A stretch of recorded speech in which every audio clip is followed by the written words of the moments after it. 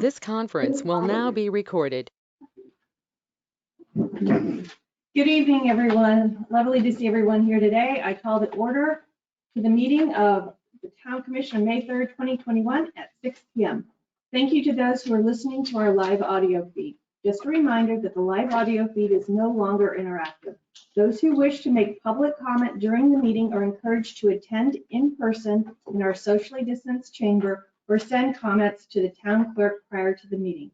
Clerk Armstrong, will you please call the roll? Commissioner Cobb, Here. Mayor DeHassen, Present. Vice Mayor Herbert, Here. Commissioner Pugh, Here. Commissioner Vichala. Here. Would you all please join me in rising to the Pledge of Allegiance? I Pledge allegiance to the flag of the United States of America, and to the republic for which it stands, one nation, under God, indivisible, with liberty and justice for all. Thank you. Are there any additions, deletions, or modifications to the agenda? Yes, Madam Mayor, I'd like to see if we can move on the regular agenda items. We have the approved drainage easement agreement and by the staff recommendation and also by the homeowners have already approved it. I'd like to move that to consent agenda.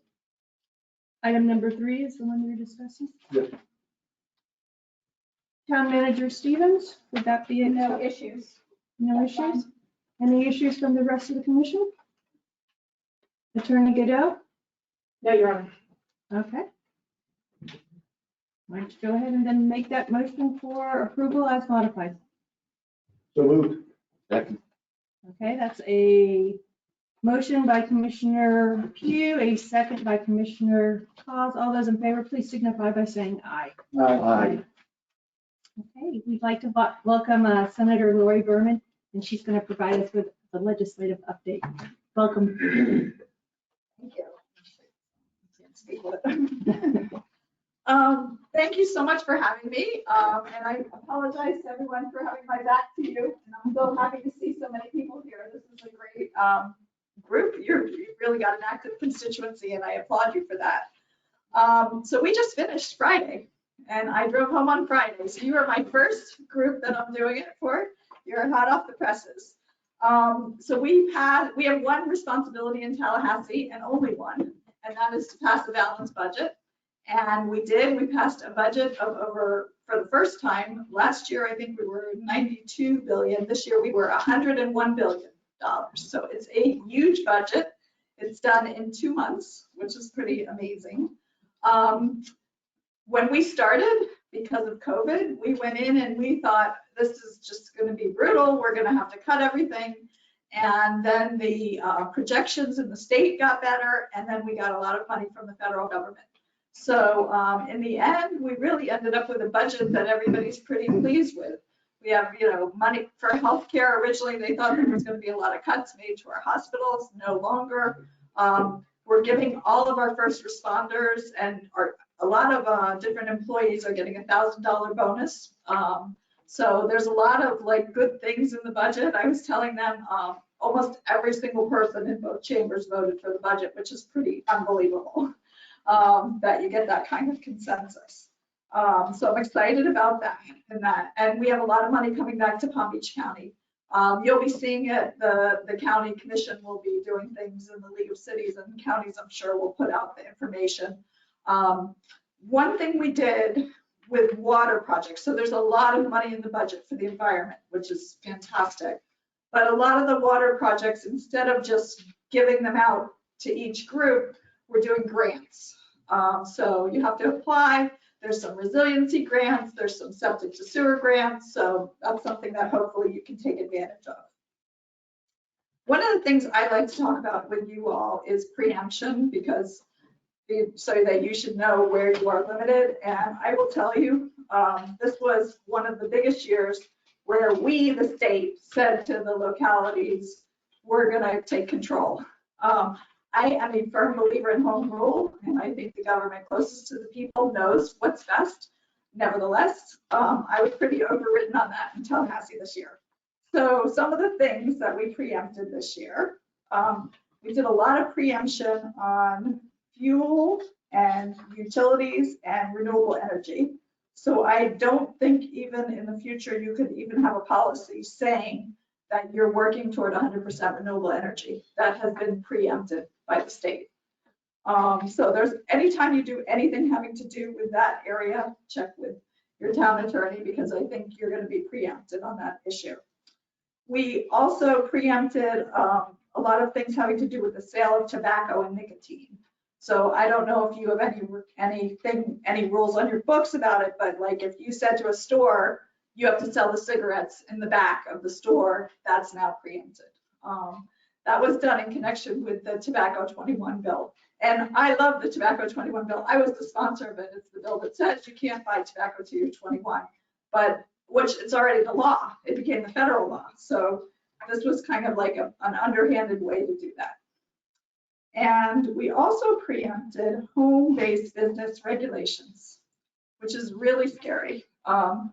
That one went on the very last day of session, and it includes things like hours. You can't limit the hours of a home-based business. I will tell you, that bill barely passed. I think it was an 18-19 vote in the Senate. I think that bill is right for the governor to veto it. So if you guys want to have your voices heard, it might be a good time to tell the governor that they shouldn't be preempting home-based businesses. HOAs still can say, we don't want this in our neighborhood, but otherwise you're going to be pretty limited in what home-based businesses can do. So it might be a good time to get in touch with the governor and tell him. And he has vetoed some preemption bills in the past. He vetoed the plastic straw preemption the first year that he was in office. So he's not adverse to vetoing a preemption bill. So that would be my guess. And I guess the caveat for everything that I say is it's all subject to gubernatorial vetoes. And then we also did something with local occupational licensing. We preempted painting, flooring, cabinetry, interior remodeling, driveway, or tennis court installation. So you can't have require licenses for people who do those projects. And the other preemption that we did was in the anti-riot bill, as you may have heard about it. And it says that if the police department if you lower the funding on your law enforcement, any one of you as a commissioner or the state attorney can file and try and override that, lowering the police department budget. So that's a pretty big preemption that's been done. And I'm trying to see if there's any other preemptions that I need to tell you about. Oh, and today you might have seen that the governor preempted any regulations regarding COVID. So there are no more, you can't have any more COVID related laws on the books. So that is where we are. I was saying, yeah, it's a little crazy. It was a very intense session. And we'll see what happens next year. I think, a lot of times in an off year like this, in an off election year, a lot of things go through, and then the next year they realize that they probably shouldn't have done some of those things. There was a lot of overstepping, I think, on the preemption issue, but we'll see how it all works out. And I usually like to talk about the silliest bill that we passed, just as, and this year we really didn't have too many silly bills, which were interesting. About 3,000 bills get filed, and 276 became law of the 3,000. I filed something like 20 bills. Senators are not limited. State reps are limited.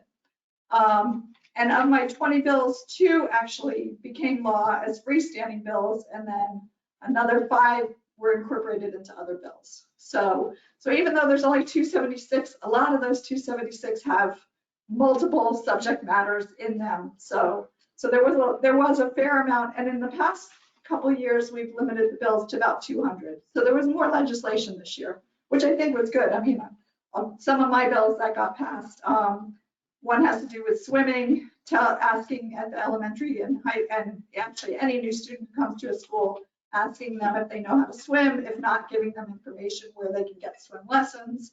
That was part of another bill. I did a sales tax exemption so that if you want to age in place in your home and you want to put in bed rails, grab bars, shower seats, you'll get a sales tax exemption on those items. So that's a good thing. I also did something called the Purple Alert. And it's for adults with developmental disabilities if they go missing, because now we have amber for young and silver for old. This is for that in-between group. So that passed as a law, which I'm very excited about, really happy about that. So overall, we had some really good legislation, but we had a lot of preemption. So that's kind of my report, and I'm happy to answer any questions. Well, thank you. I know it was a very difficult session, and could you just speak to, we had talked about it earlier, but could you speak for the public about the short-term rentals? Because that is something Sure. that's been Yeah, absolutely. very important to us. So short-term rental, we have certain issues in the Florida legislature that just don't seem to go away, no matter what. We hear them every year in some variation, and there was a bill to change the law about short-term rentals. Right now, they've got a pretty good situation. Most of the cities and counties are pretty happy with how we've set it up so that you still have some control over it, but not absolute control. And they're trying to, they continue to look at preempting it, but thankfully that bill was not heard in many committees and it did not pass. So the law is the same for vacation rentals as it was, before we met this session. So everything is still in place on that issue. So we're happy about that. I had a question on home-based businesses. How do they define home-based business and exactly what are they preempting? They're preempting the ability of a community to stop home-based business, but it must be certain types of business. No, some of the examples provided included a funeral home, an auto repair shop, or a stereo installation business. Somebody could be doing that in their garage. Wait a minute. You could be doing those businesses in your home and they would not, and you could not regulate them. Wow. Yeah, exactly. I think that's a bill that's really right for the governor to veto. There were 5 Republicans in the Senate who voted with us against the bill, and that was a pretty high number. So I think there's a lot of people who are very distraught about that bill. And I wouldn't be surprised if the governor vetoes it. Thank you. Yeah, question? Sure. Yes. Could you talk about the bill that talked about architectural review? Yeah, we just were talking about that a little bit. I should get the information more about that bill. So there was an amendment to it. There is a bill basically saying that you could not say it, you could not tell a person what their house, how the outside had to look. But there was an amendment and it made it a little bit better. If you already have an existing committee, I think you're allowed to continue to have that existing committee. But I will get you more information about that bill also, which is, I mean, that's just crazy that that's even being discussed. That we're talking about, your neighborhoods and what you want to do in your neighborhoods. So, Thank you. sure. Well, thank you so much. Thank you all. And my office, for those of you who don't know, is right at I-95 and Boynton Beach Boulevard in the Children's Service Council. And we're always here for all of you, my staff and everyone. We're happy to answer any questions. And thank you so much for having me this evening, Mayor, Vice Thank Mayor, you. Commissioners.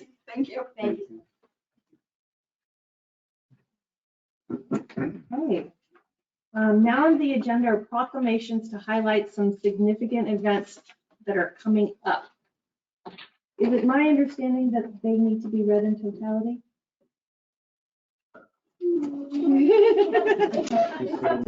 Not necessarily. How about, as a compromise, I read the first 2 whereases and then the therefore and it's done? Okay. There's 4 of them, that's why I'm saying, and we're trying to make sure that meetings get smaller, not larger.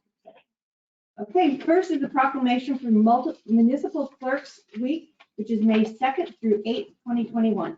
Whereas the office of the municipal clerk, a time-honored and vital part of local government, exists throughout the world, whereas the office of the municipal clerk is the oldest among public servants. Now therefore, I, Christine DeHassa, Mayor, on behalf of the Town Commission and Town Manager of the Town of Ocean Ridge, do recognize the week of May 2nd through to May 8th, 2021 as Municipal Clerks Week, and further extend appreciation to our municipal clerk, Carla Armstrong, and Assistant Town Clerk, Catherine Gatewood, and to the municipal clerks, to all the municipal clerks for their vital services they perform and their exemplary dedication to the communities they represent. In witness thereof, I hereto set my hand and cause the seal of the town of Ocean Ridge to be affixed on May 3rd, 2021. Congratulations, Carla, and is Catherine here? Good job, Caitlin. So please, if in your days and when you get them on the phone, just remember to thank them.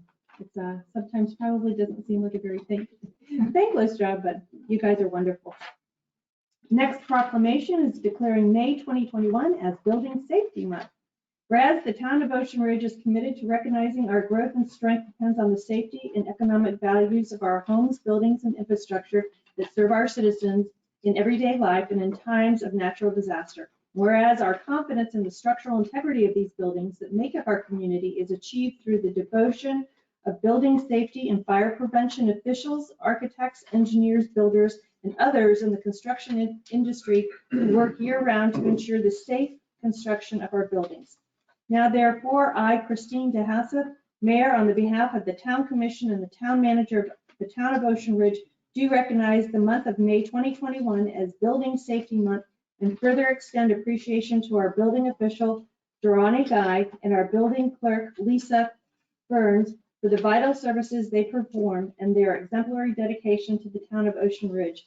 In witness thereof, I have hereunto set my hand and caused the seal of the town of Ocean Ridge to be affixed on May 3rd, 2021.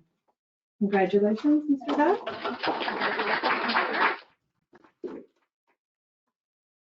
All right, moving right on. Proclamation for National Police Week, May 9 through 15, 2021, and National Police Officers Memorial Day, May 15, 2021. Whereas the United States Congress and the President of the United States have designated May 15th as the Peace Officers Memorial Day and May 9 through May 15 as National Police Week. And whereas Peace Officers Memorial Day and Police Week is an observance in the United States that pays tribute to the local, state, and federal peace officers who have died or have been disabled in the line of duty. Now therefore, I, Christine DeHassett, Mayor of the Town of Ocean Ridge, call upon citizens of Ocean Ridge to observe May 15, 2021 as Peace Officers Memorial Day in honor of those law enforcement officers who, through their courageous deeds, have made the ultimate sacrifice and service to their community or have become disabled in the performance of the duty. And let us recognize and pay respect to the survivors of the fallen heroes.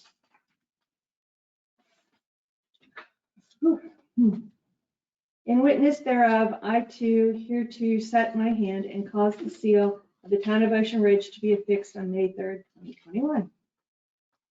That was a tough one. Proclamation, here's a fun one. Proclamation for the town of Ocean Ridge. That would be us, folks.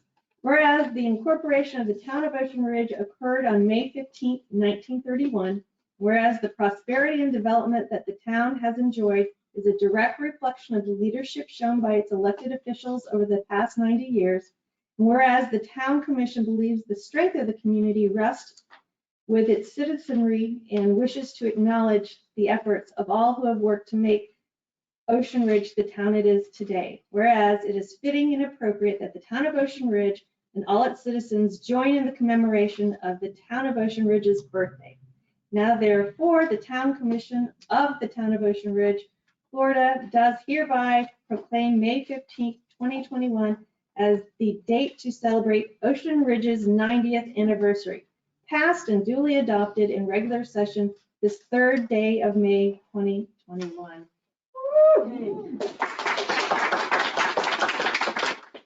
We do have a presentation by the Garden Club. So, please, thank you. Mayor DeHassett and Commissioners. That is On beautiful. behalf of the Ocean Ridge Garden Club, we'd like to, in honor of the town's 90th birthday celebration, present this flower arrangement organized or orchestrated by one of our members, Stella Cole, and arranged by our award-winning member, Christina Benish. So it's in recognition of our long-standing partnership with the town. In fact, we were going through our records, and 8 of our members have been commissioners over the last 25 years, which I think is quite an impressive number. And I will just list them. Of course, our own Mayor, Christine DeHassett, Susan Hurlbert, Zoanne Hennigan, Lynn Allison, Terry Brown, Nancy Hogan, Betty Bingham, and Gail Ashcroft.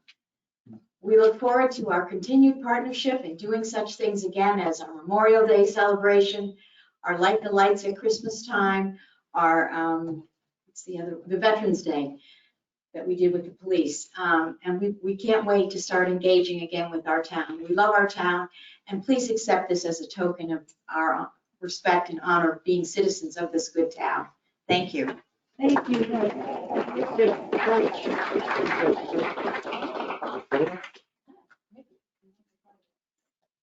We don't get to.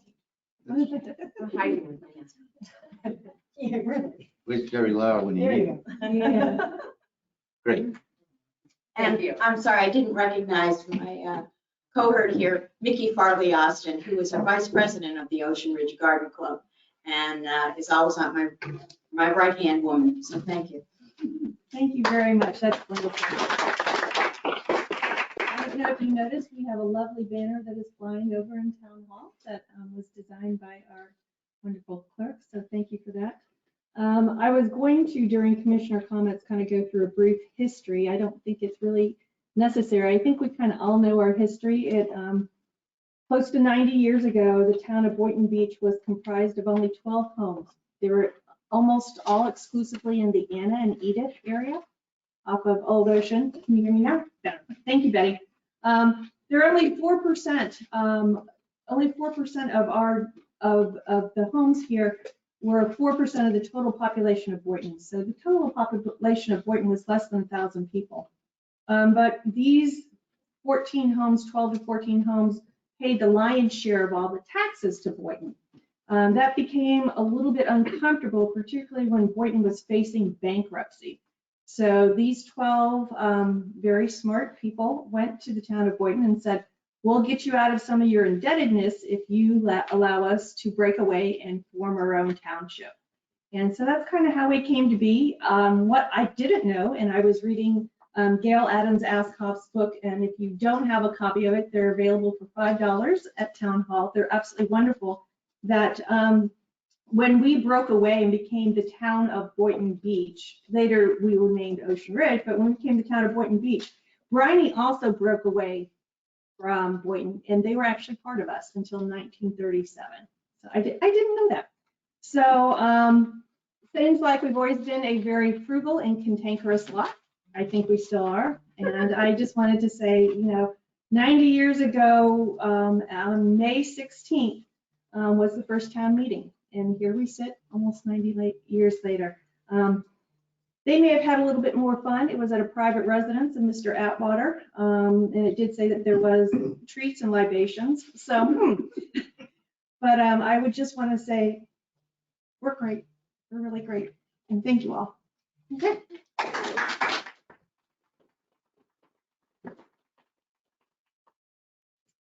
Clerk Armstrong, will you please read the announcement? A budget meeting will be held on June 7th at 2 p.m. at Town Hall. The next regular Town Commission meeting will be held on June 7th at 6 p.m. at Town Hall. The next Planning and Zoning Commission meeting will be held on May 17th at 8 a.m. at Town Hall. The next Effective Sewer Citizens Advisory Committee meeting is to be determined. Town Hall will be closed on Monday, May 31st, 2021 in observance of Memorial Day. Please join us each month prior to the Town Commission meeting at 5 p.m. for the building officials educational forum in the commission chambers at Town Hall. Details including topics to be discussed each month are on the town's website. Residents who wish to sign up to receive important town notifications and use through Civic Ready should sign up on the town's website or call Town Hall for assistance. Next on the agenda is public comment. The mayor will invite the public to speak to the commission on any item that is not printed on the agenda. Public comment on a specific agenda item may be made later in the meeting when the items are taken up. There is a one-time per item 3-minute individual limit for public comment that will be timed by the town clerk. Public comment is not meant to be a question and answer period. There will be no dialogue. Anyone wishing to speak during public comment will approach the podium and state their name and address for the record. All comments shall be directed to the town commission as a whole, not to individual commissioners, staff, or members of the public. Language which includes profanity or cursing or which is presented in an aggressive or threatening manner towards the town commission, staff, or other members of the public. The rules of order shall be upheld by the presiding officer. Thank you. I'll now open the floor to public comment. I have a question, please. Since I'm up for reappointment, I want to make a little pitch. Is this the time to do it? Pitch away. You shouldn't wait till item 2. It's, you can do it either way. Pleasure of the Can I commission. do it when we reach that point in the evening? Yeah. Let's wait. I can do it later. Dealer's choice. There you go.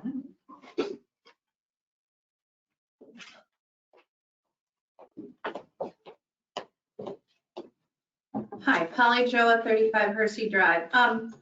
My public comment is in respect to contract term, employment contract term limit. I'm not quite sure what the outline of that is, but I would like to say that when we get to that portion, we consider that we are a small community in a competitive market. And one thing employees look for, I mean, every employee looks for a place that is more than a job. And turnover has a cost.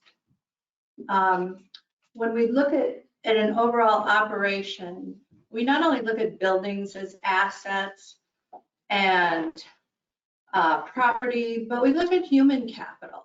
And this is why we give service awards to employees, because we want to retain them. We want their knowledge. We want that human capital. We can have all the buildings, all the pretty plants, all the koi ponds we want, but if we don't have the right people running the organization, we have nothing. So that's my perspective. Thank you. Thank you, Mrs. Jones.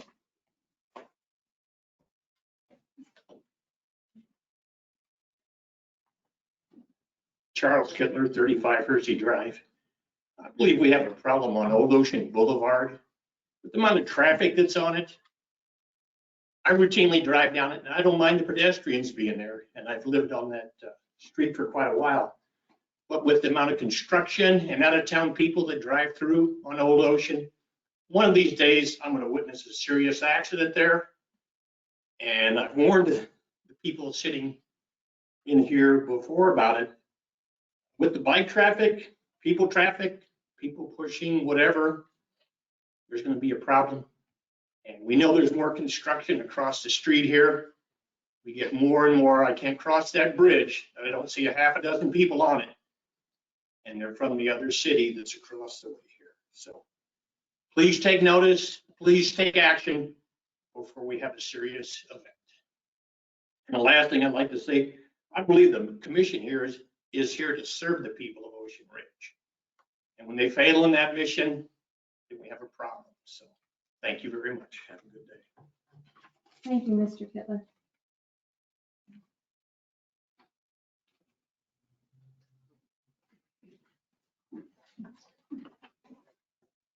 Two things. I don't know who drives motorcycles or convertible, but they seem to like to get to the light and then rev their engines up. We used to have an ordinance against noise. And frankly, I think it's very rude to have an engine up at 8 o'clock at night or 7 o'clock in the morning. And then second, what people like about Ocean Ridge is the personnel in Ocean Ridge knows all the people. It takes them a long time to get to know the people. We don't want to have them turned over because you don't have that same feeling when you go and you see the people you know will help you, and you can have a very casual conversation with them and get the result you want. Thank you, Mrs. Bingham.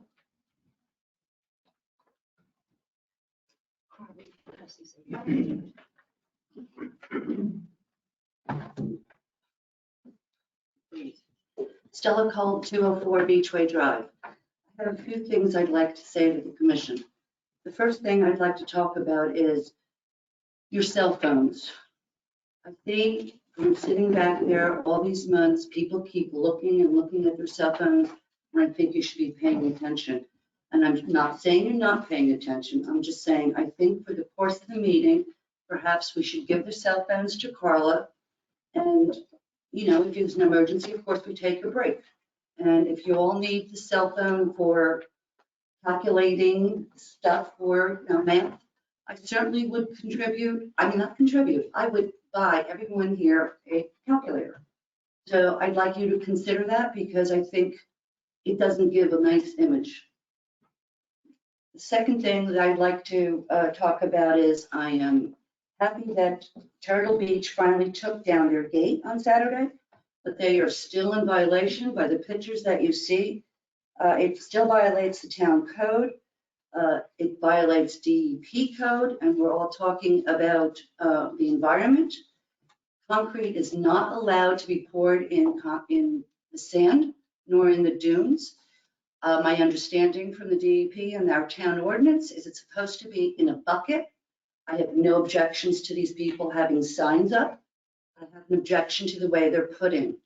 So I'd like someone to clean up the concrete. I think it's a hazard to people who are walking. There's chunks of it, as you can see, that I proved. So I would like you to take that in consideration.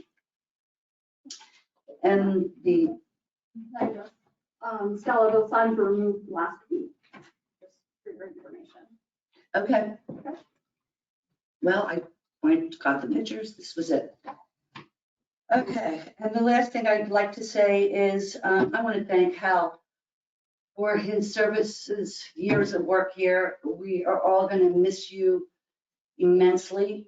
I am really sorry that this commission has forced your hand into retirement, although, of course, I exclude you. You were not in, and Steve did not vote for it. I think it's a shame, and you will be missed. And whether anybody likes to hear it or not, that is the truth. He was forced out by you making him sign that contract. Thank you. Have a good evening. Thank you, Mrs. Cole.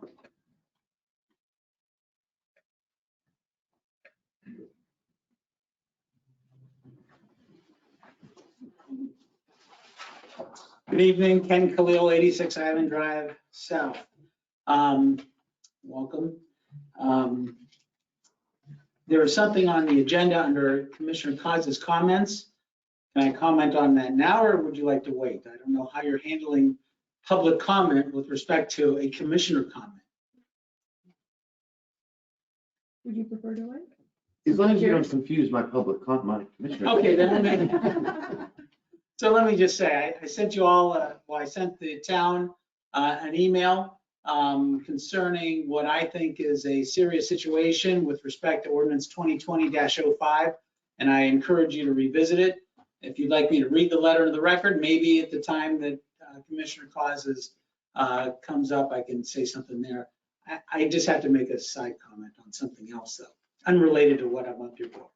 Every now and then I come back to a meeting and I have to laugh because it seems like it's repeated over and over again. And hearing Betty talk about the revving of the engines, I got to tell you, about 10 years ago now, I guess 21, yeah, probably 10 years ago, we got the dubious extinction of being the place in Palm Beach County where you didn't want to drive your motorcycle through, and because Rosenberg at the time was ticketing anybody that revved their engines on the corner of A1A and Ocean Avenue. And here we are, 2021, and she's still talking about it. Thank you. Thank you, Mr. Khalil.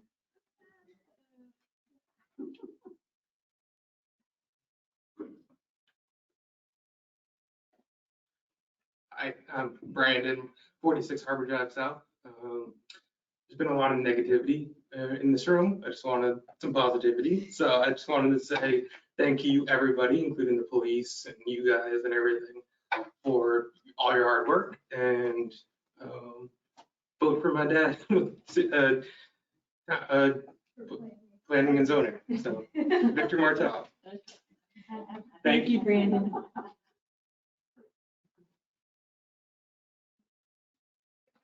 Any further public comment?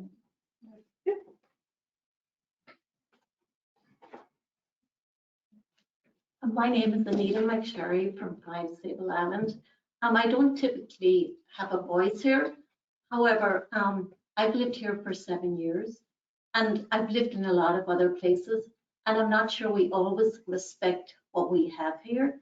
And I think there's a lot of very petty conflict. And at the end of the day, I think we're a community that should pull together as opposed to decide what the conflicts are.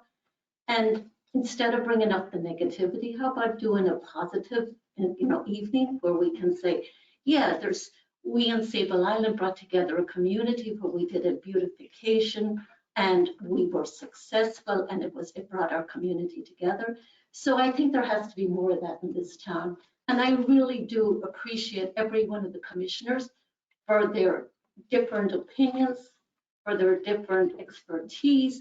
And I think it's time that we say, yes, look what we have. And I am a very happy homeowner and resident of our community. Thank you. Thank you.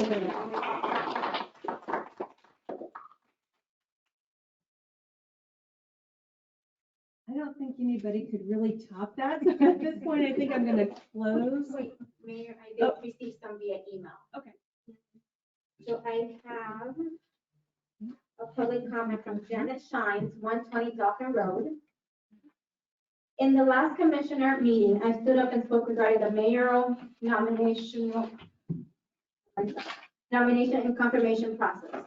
During my public commentary to the commissioners, I made a joke about anticipating Commissioner Vichelet's support for a different candidate than the sitting mayor because he has stated he would not support the same candidate again during his commentary in 2020.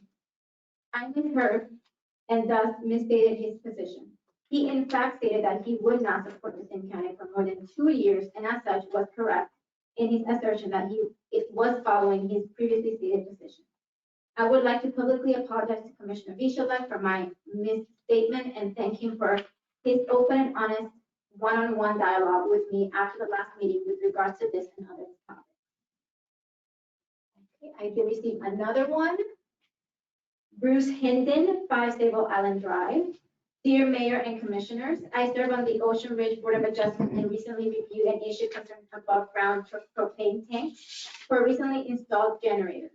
Although this case presented peculiarities and issues unique to this homeowner, which resulted in the approval by the board for a variance for above ground tanks in this one situation, I am writing this letter to request that the Town Commission have the Planning and Zoning Committee review our town ordinances and to recommend future prohibition of above ground propane tanks installation. My request for the prohibition of future above ground tanks for generators, school heaters, etc.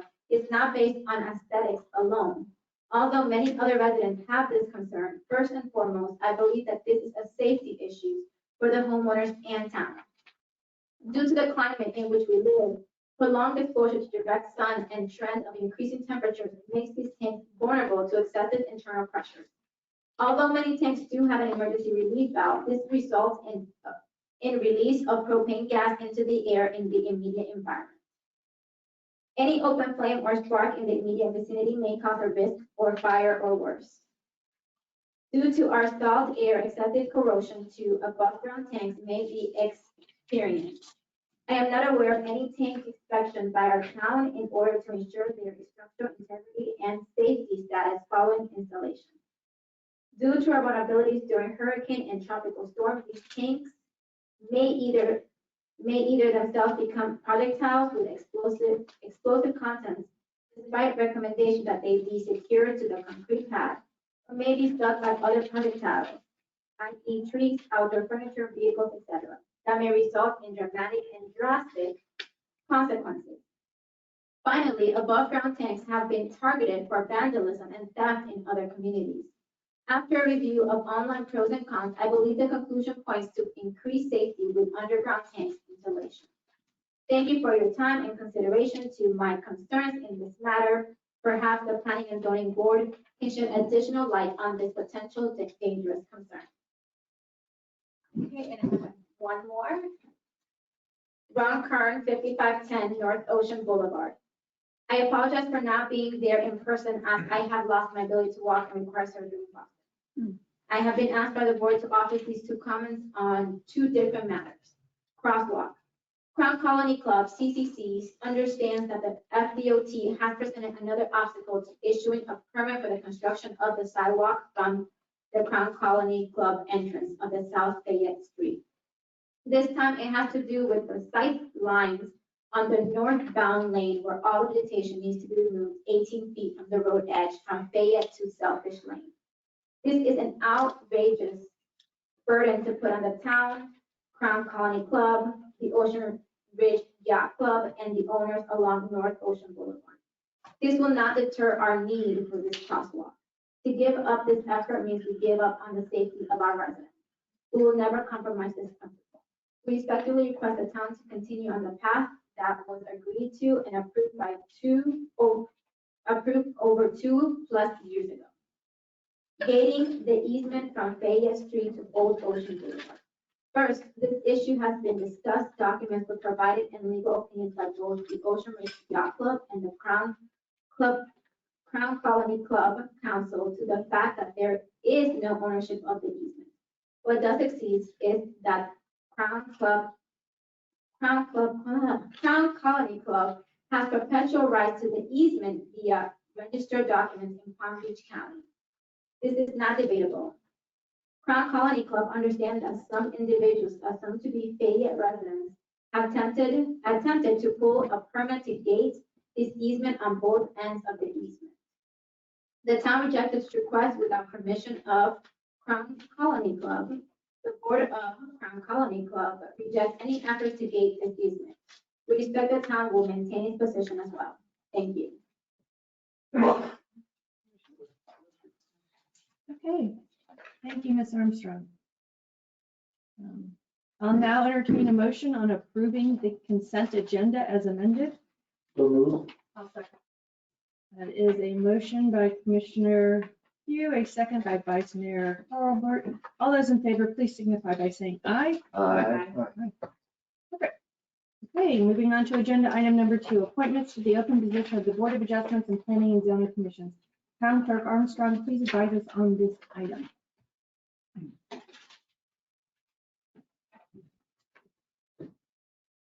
Mayor and Commissioners, several appointments to various boards will lapse and may need to be filled. I will start with the planning and zoning. For the planning and zoning, we have 2 regular planning and zoning positions available for 3-year terms and 1 alternate member position available for a 1-year term. At this moment, I did not receive any for the alternate position, so we're going to have to go back and re-advertise for that. The ones that have expressed the repair of the planning and zoning regular position is Nick Arcelli, Rick Carey, Devin Hutchins, and Vic Martell. I will now pass the ballots, and you will be able to choose 2. Wait, I'd like to open to public comment. Okay.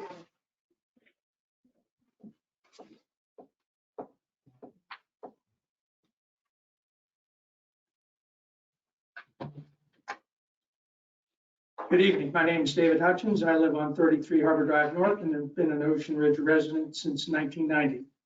Adams Mayor, Vice Mayor, and Town Commissioners. I've served on the Planning and Zoning Commission as an alternate member 2015 through 2017 and as a regular member from 2017 until the present. I'd like to thank the Town Commission for placing its faith in me over the past 6 years. After I retired from my career as an airline captain, I was encouraged to participate in our town government by friends and neighbors. And the P&Z seemed like a good place to start. We met occasionally and meetings were generally short and straightforward. Times have changed since then, and it's become a time-consuming job.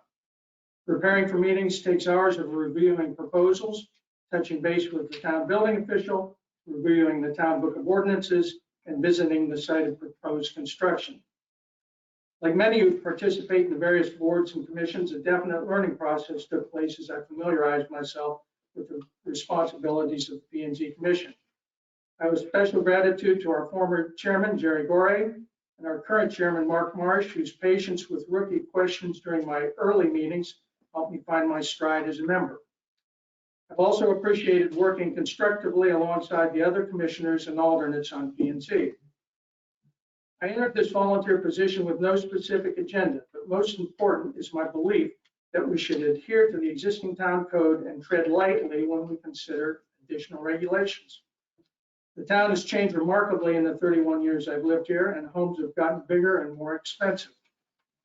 While every member on P&Z has their own preferences for style and design, landscaping and eye appeal, I don't think that personal likes and dislikes should stand in the way of a design that meets the code.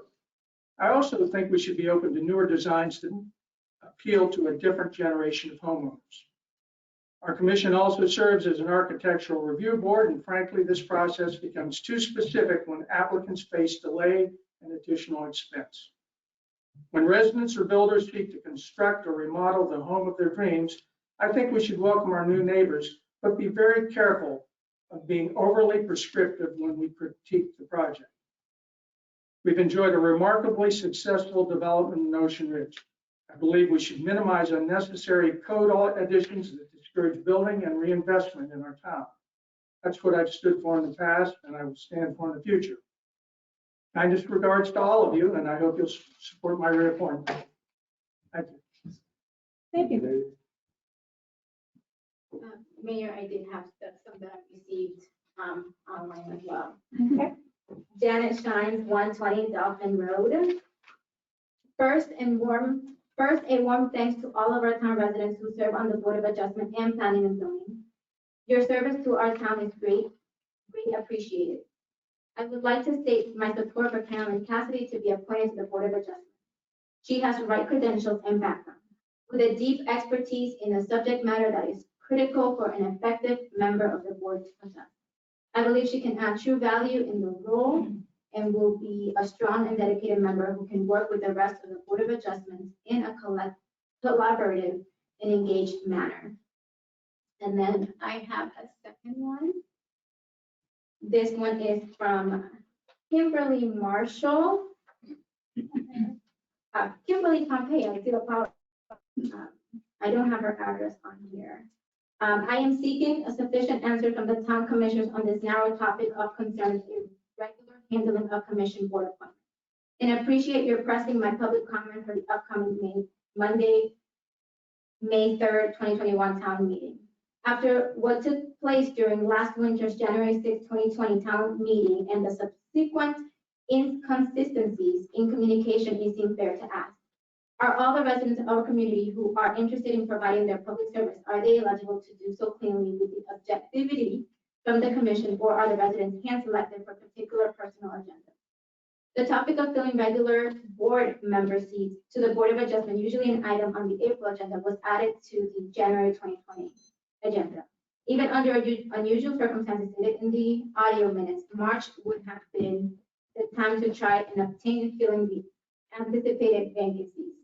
And only after opening the public announcement and advertising to the community that the evening, the seated commission prematurely gave consensus to fill anticipated vacancies, even when there was no need and no foreseeable cases.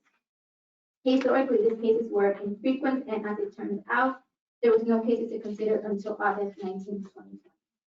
In the audio minutes, Commissioner DeHasa refers to asking me what my preference would be to remain in my alternate position or to take the soon to vacant regular position. This question was never presented to me. To this day, I don't know why I was informed of yet another unusual circumstances directed from the town seated commission that I was no longer on the Board of Adjustment when my term was active through April 2022. I questioned myself, and had I done something wrong, I was perplexed because ever since my first PNC meeting on March 6, 2017, I was always available in my public service and there was no consistency to my choices. I had always remained an alternate. In brief summary, after listening to relevant minutes of the public audio, visiting written correspondence, and further experiences what really happened, there appeared to be a reworking the results of making this different from the way it was presented in the public meeting. In this irregularity, including the sense of urgency for a non-prioritized topic, the confusing process for both the staff and myself, and what was ultimately the end result, all of it has lacked transparency. What has historically been a choice in this case was not, it was treated as a removal. Town Manager Stevens, would you like to address any of that? I'm thoroughly confused at this point. Yeah, it is kind of confusing. So last year, there was a vacancy mid-year due to a resignation. So at that time, something was placed on the agenda and the town commission had to choose a replacement. So that's what she was referring to. So she was chosen to move from an alternate to a regular position. But then when April rolled around and the regular positions had to be filled again, she was not appointed again to that position. Somebody else was chosen. So Attorney Godot, was there any irregularities or? Your Honor, based on the information that I've heard, I don't think there's any irregularity. If the vacancy was filled at one time and then that term expired, by your rules, you're supposed to then appoint either an incumbent or another applicant. All right. So, I'm still confused. I think we all are. I think we all are. So therefore, So she had originally as a alternate member, she had a term that was until April 2022. And because she was chosen to fill a vacancy that had an expiration term of April 2020, her term then, because she filled that position, expired April. Yes. So, But I guess what is the ask? I guess it was, from her perspective, the way the motion was made, she was appointed to that position and that position ended on April 2020. And I guess from her perspective, she thought she was gonna go back to an alternate position, and that's where I guess the confusion there happened. But we were, and I have an email that I sent her and said, hey, you are going into this position and this position expires on April 30th, 2020. Let me know if you wanna get reappointed, and this is the two positions available, which is 2 regular or 2 alternates. But I don't know if along the way, maybe she thought that she was just gonna naturally get appointed to alternate if she didn't get chosen to. Okay, but she was given the opportunity to, okay, I think we need to move on. I'm sorry if there's any misunderstanding there. Okay, I'll entertain a motion. Sorry. Peter Burling, 7 Osprey Drive. I stand here because I don't get to vote for any of you, but I love living here. And I come from a little town that's 1,700 people in the New England woods. And everything I've watched for the last 8 years seems so familiar to me, because in little towns, we struggle, we fight sometimes, but if we're really smart, we listen, we talk, and we make ourselves available for the exchange of ideas and concepts. Point 1, much of what we've heard tonight is an indication that we're not doing that people are being left out of the communication process, and that is causing trouble which we don't need to experience. I'm standing here tonight because I want to say one of my jobs as the moderator for 36 years in my little town was to look for people who were either unwary enough or actually eager enough to do the jobs that I was trying to get them to do. And I want to say tonight how wonderful it is that there are 2 incredibly qualified, capable people ready to go on the board that need to be put on the board. And I should say there were probably times in my political life when Carolyn and I would have taken different sides on given issues, but I got to know her as a person interested in public service, and she's fabulous. So I commend her to your attention. Please appoint those people, and maybe we can talk about public comment a little later in the evening. Thank you.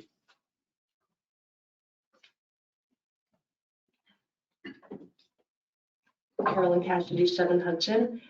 I was under the impression we were still on planning and zoning, but it sounds like we're doing both of the boards now. So I am very interested in serving on the Board of Adjustment, and I am here to respectfully ask for your votes. I submitted my letter of interest and resume before the deadline on April 21st. In addition to my clear interest in serving the residents of Ocean Ridge, I am confident that my engineering, home inspection, and real estate expertise make me a strong candidate for this job. I also have experience in surveying, working with site plan surveys and plat maps. That said, I think it's important to remember that we elect our public officials in good faith, and we expect them to always act in good faith. We may not agree with decisions that are made, but we trust that those decisions are made in good faith. Good faith begets trust. There are 2 regular spots open on the Board of Adjustment this year. Dr. Sloat submitted his letter of interest to retain his spot, and I submitted my letter of interest for the 2nd regular spot. Polly Joa, who currently holds that spot, told Carla that she would like to move into an alternate position due to other commitments. All of this was done prior to the deadline of April 21st. I have since learned that 2 commissioners approached John Lipscomb, a friend, and also an alternate on the Board of Adjustment after the deadline, and asked him if he'd be willing to move into a regular spot from his alternate spot. He had not applied for a regular spot on the board. Being an honest, civic-minded person, he expressed a willingness to do what he was being asked. It is my understanding that the only way the commission can vote John in is to suspend the rules. This is a highly unusual move for the commission and is the opposite of acting in good faith. This is an attempt by certain commissioners to manipulate the process to get their desired outcome, which is to keep me off the board. I lost the recent election for town commissioner by 16 votes, and I accept that. That process was fair. This attempt to prevent me from serving the community is not fair, and it is the opposite of acting in good faith. I could understand a rule suspension if you were faced with an unqualified candidate, but I'm arguing that I am not an unqualified candidate. At the April Commission meeting, Commissioner Weichelach discussed the issue of divisiveness, specifically as it pertained to the recent campaign. This attempt to manipulate the process is the very thing that breeds and fosters a climate of divisiveness. This is not who we are, and the residents of Ocean Ridge deserve better. Thank you. Thank you, Mrs. Cassidy.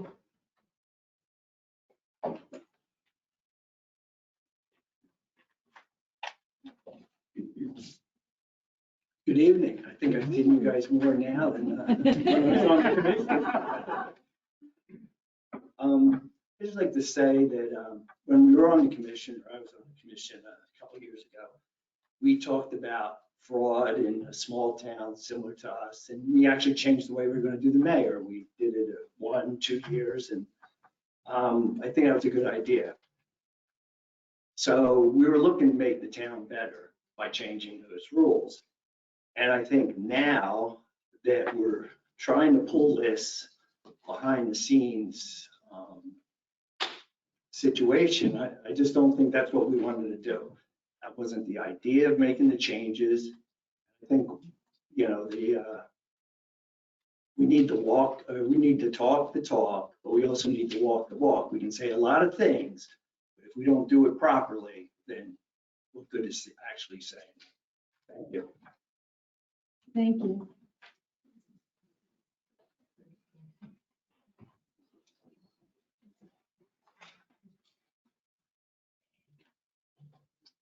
Seems the government all over the United States is not following rules and regulations. If we want to maintain a democracy, we follow the rules we have set up. If we don't like the rules, then we change the rules in a proper manner so everyone in the democracy knows what the rules are. And it goes through the United States government, and it goes through the little town of Ocean Ridge. And I would like to see us follow the rules as written. Thank you, Mrs. Bingham.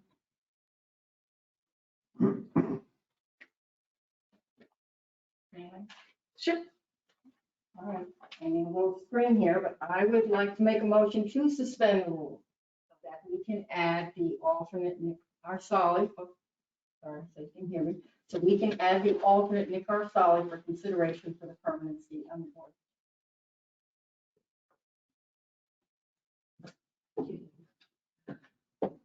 I'm going to second it.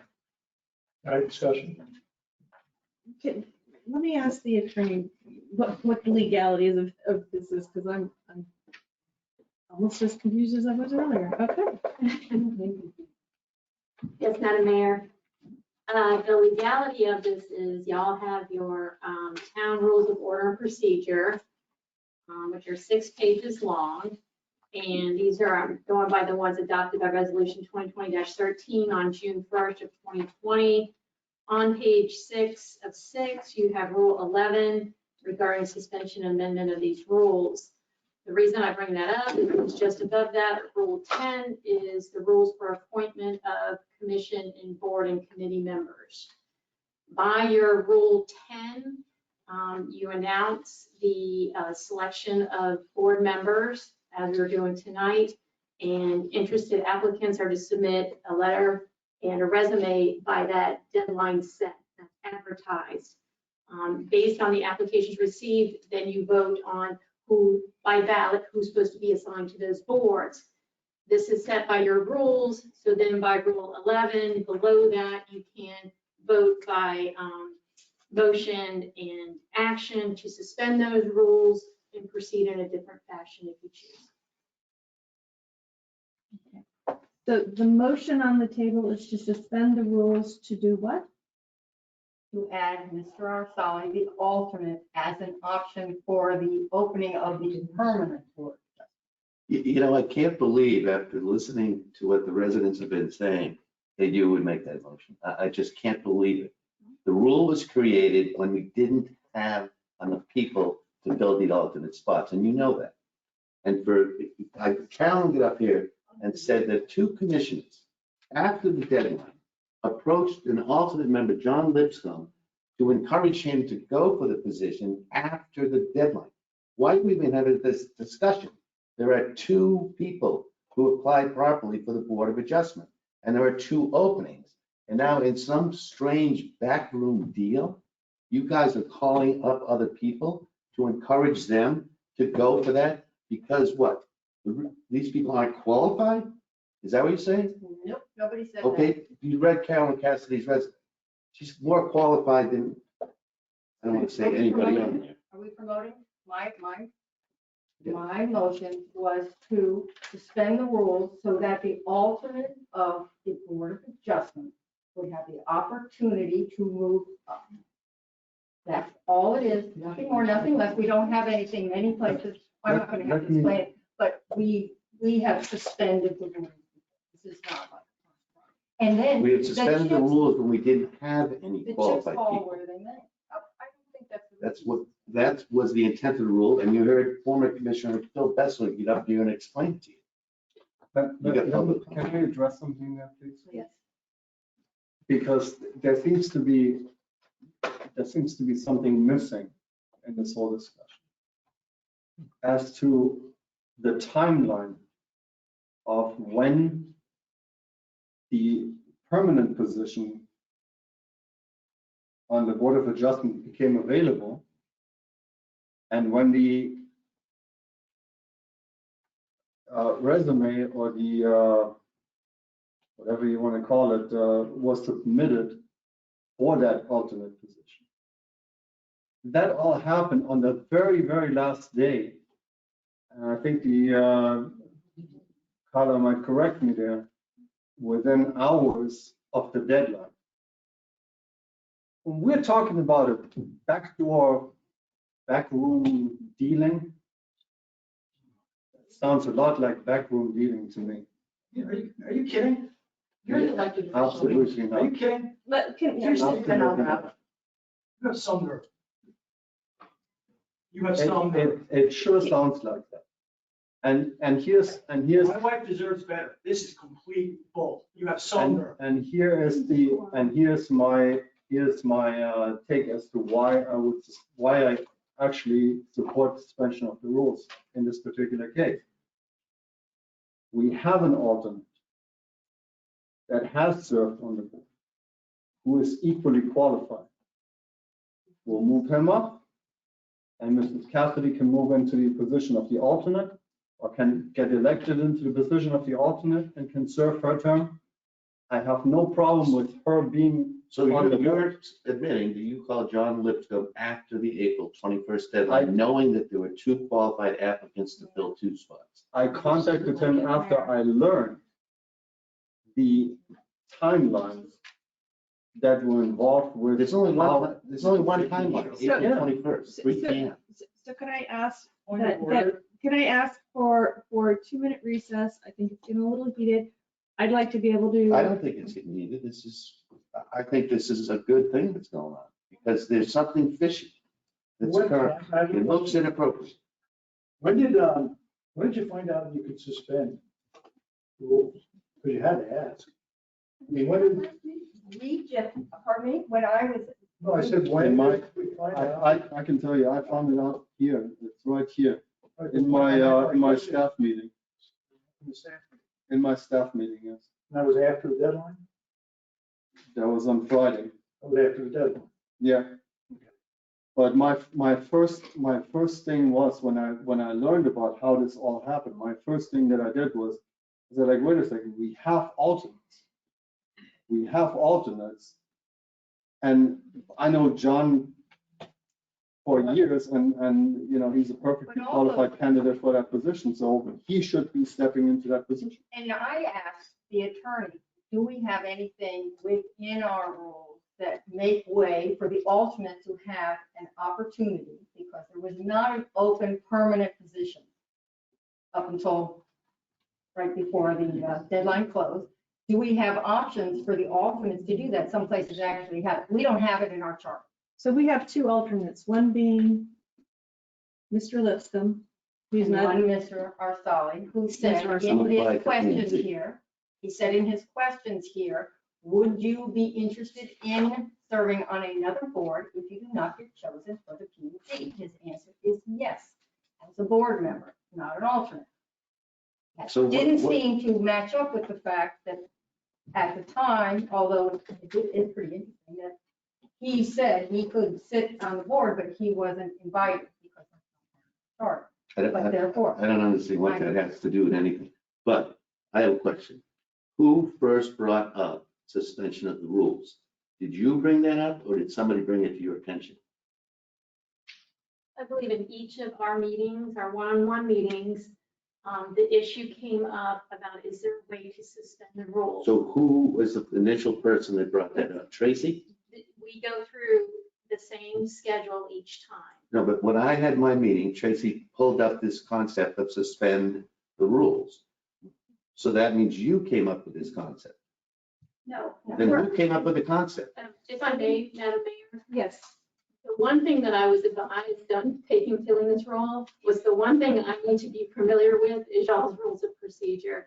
So the one thing that I had committed to memory is your rules of procedure. And at our last commission meeting, we did suspend the rules because there we wanted to change up how we did public comment. So I was familiar with that process. So when the issue came up in each of the staff meetings, the one-on-one, as to is there a way to bring in an applicant that didn't meet the deadline, that was the issue that I brought up. So who asked you that question? Suspend the rules. Who asked you that Each of you question? did. I discussed Who it asked with it each of you. first? The first meeting that we had with each staff member. Each individual commission asked this question? Well, not that this should really matter at all, but when I was having my meeting, I asked a question about here in my packet that says Mr. Arsali would be happy to sit or would like to sit in an empty space that wasn't available at that time and was by the time I had my meeting. I asked the question, is that doable? How does that work? Can the alternate, does the alternate have a step to go? It's a question. Okay. It wasn't with the exact words that you know, suspend the rules.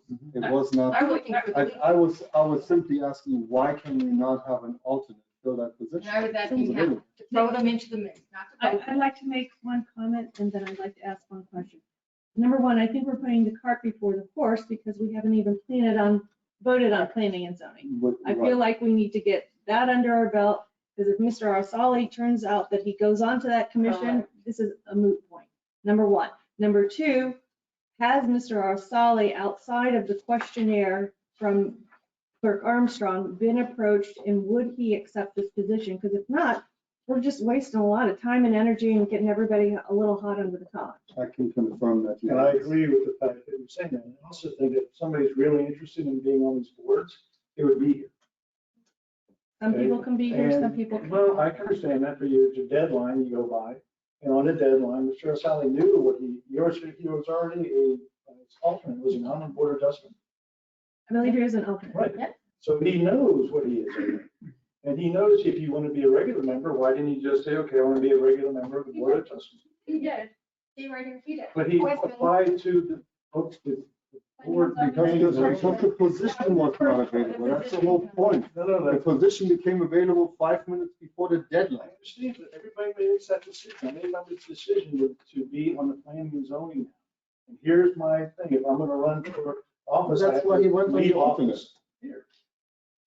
That's why he's an alternate. At the But pleasure the of whole the, thing is the timeline's the timeline on all of it seems. My very, point, very, 5 minutes. So what I'd like to suggest is that we go forward with the vote on planning and zoning, please. And then, Okay, excuse me. Sure. If I may. Is there a way that we can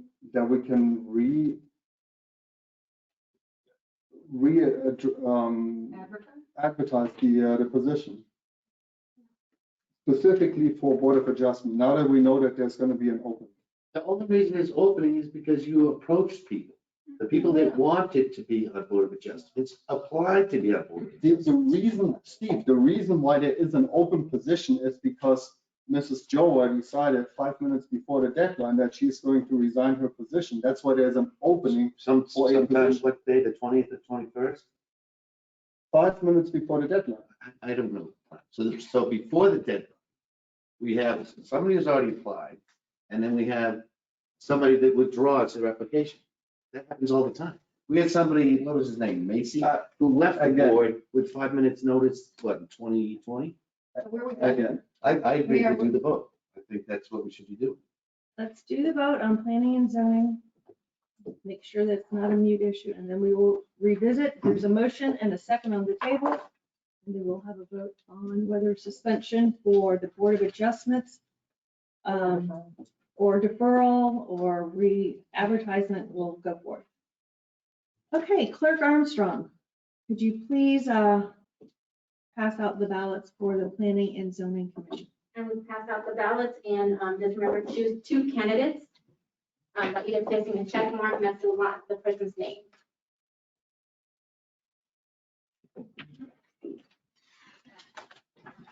Thanks.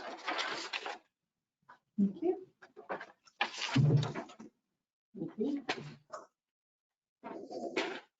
thank you.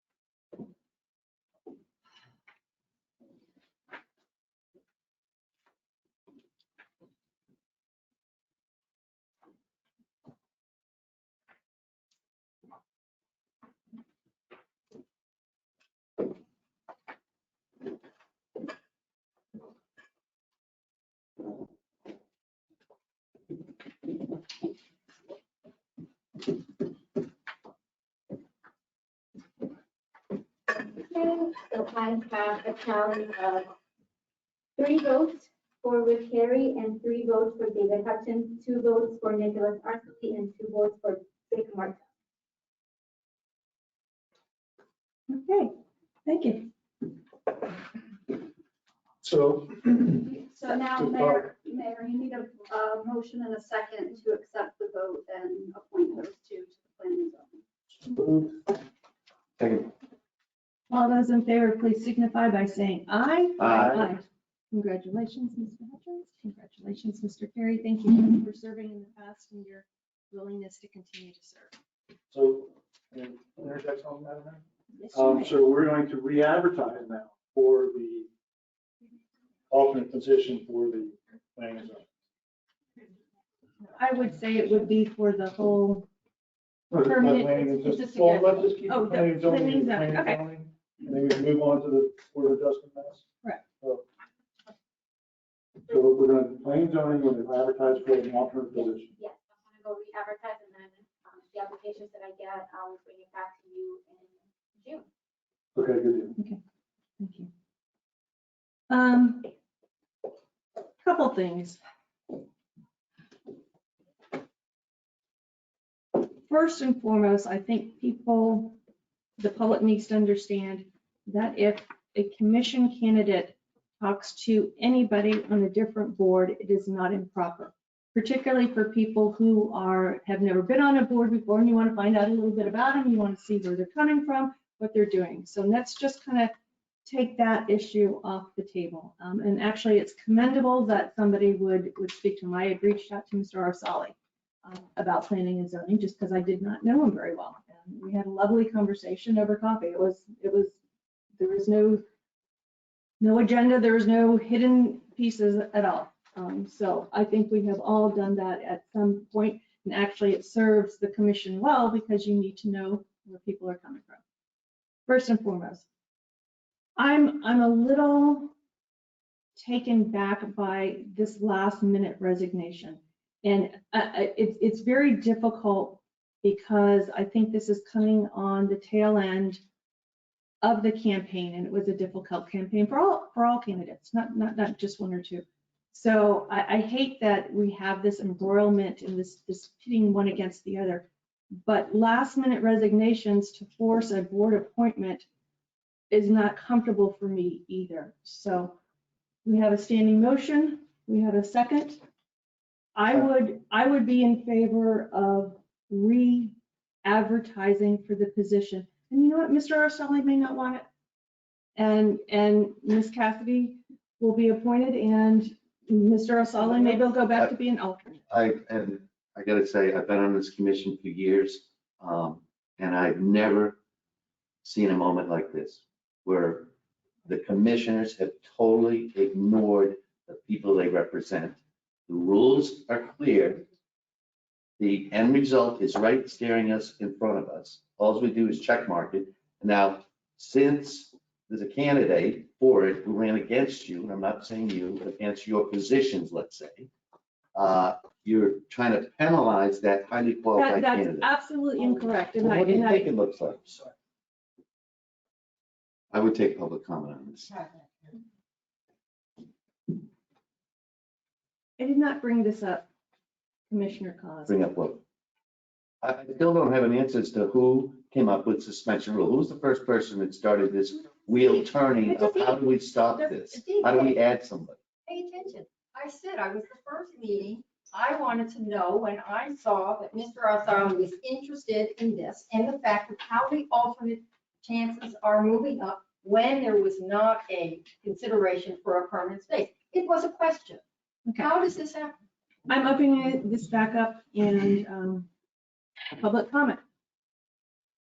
Mr. Burling. Still Peter Burling, 7 Oscar Drive. My question, I think, goes from one attorney to another. Your town council has laid out a principle of how you can amend the rules. What she has said is absolutely true under Robert's rules relative to the actual process of running the commission meeting. The rule you intend to change is a qualification rule. It has to do with who may serve the office. You can no more pass an amendment to your rules allowing me, a non-citizen, to serve than you can set aside the qualifications set out in your own rules. You had to file the document by a certain time on a certain date, your rule. You can't tear that up. If you do, there will be no fixing it. Not this year, not next. Please stick to your rules. And whether you like it or not, the withdrawal took place in a timely manner. The expression of interests from both qualified candidates were received in a timely manner. They are both qualified and they are clearly the ones who should be doing this job. please don't put us down this rabbit hole. Please. Thank you, Mr. Berlin. Correct. Could I ask Attorney Godot, could you please address that? Madam Mayor, in your code of ordinances dealing with both of these boards, you do not address the appointment process. Your appointment process is set forth in your rules of procedure that this commission adopts. The suspension of the rules applies to any provision of these rules not governed by the town charter or the town code. Since your code doesn't cover the appointment process, these rules do, and that's what allows for the extension. Please. My name is Tim Cassidy, 7 Hudson Avenue, and I've just got to say that this has got to stop. My wife, she told me that she was going to run for commissioner. I thought she was crazy, but she was passionate about what she believed had to change on this commission, and she put herself out there. And she was maliciously attacked, I think, by a group. And her name was on a letter that went out that was, addressing certain issues. And as far as I know, that's called politics. It's not called being, mean or anything. It's a difference of opinions, but that's what you decide in an election. That's the purpose. And for that, she was attacked. So now this is attack number 2. But when does this end? When does this manipulation end? I was a mayor in the village of Pelham. Changing the rules because you don't like the outcome is a joke. How can you possibly think we can trust anything you do going forward? How can you possibly think that? And this has just got to stop. Thank you, Mr. Cassidy.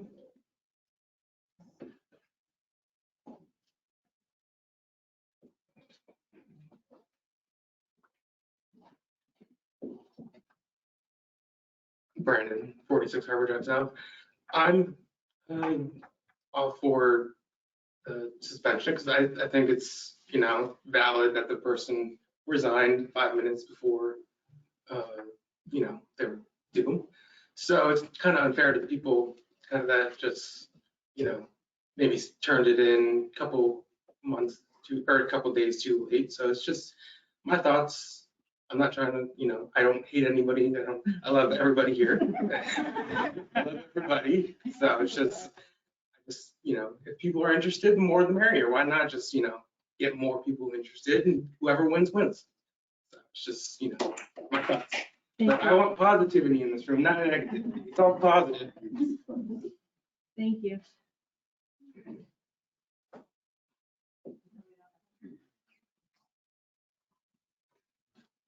Stella Cole, 204 Beachway. This is the most disgraceful meeting that I have been to in 22 years, and I'm a resident here. You're telling Kimberly Marshall she couldn't do it because she skipped the deadline or she didn't put in. Now you're doing, and you're crucifying this girl for no reason. I think it's disgraceful, and you should all be ashamed of yourself, especially you.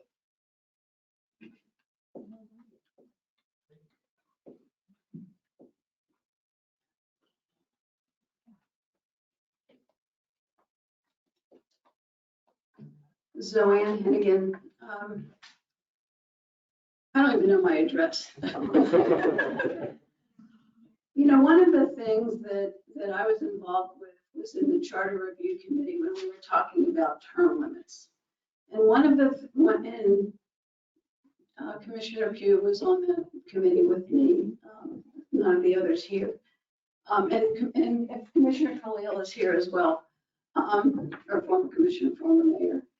But one of the things that we did discuss when we were talking about term limits is that one of the reasons why we wanted it, and we talked pros and cons, was because a lot of people don't want to apply for a position, whether it was the commission or a board, when there are incumbents.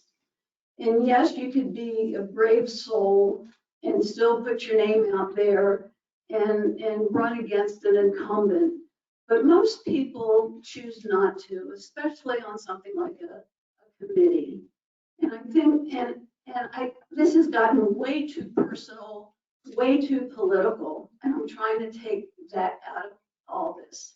And I think the idea here is that when people knew that there were two incumbents for P and Z that were interested in staying on the committee, and two incumbents for the Board of Adjustments that were interested in staying on the committee, you didn't have as many applicants as you might have if they knew there was an opening for a permanent position.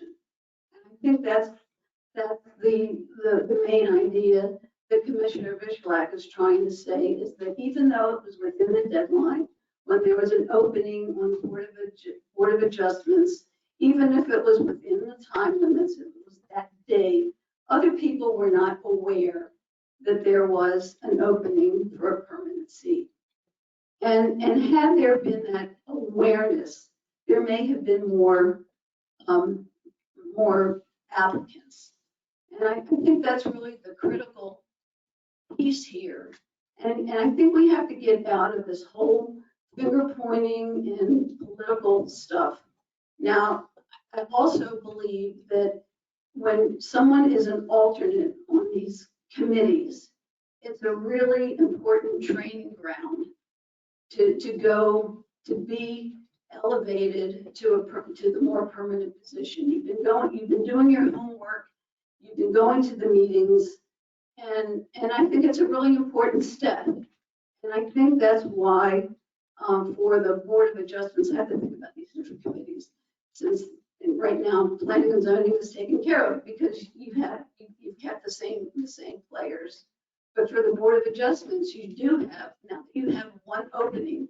You had two alternates that had been paying attention, they've been doing their homework, as Mr. Hutchins has said, when you're on a committee or an alternate.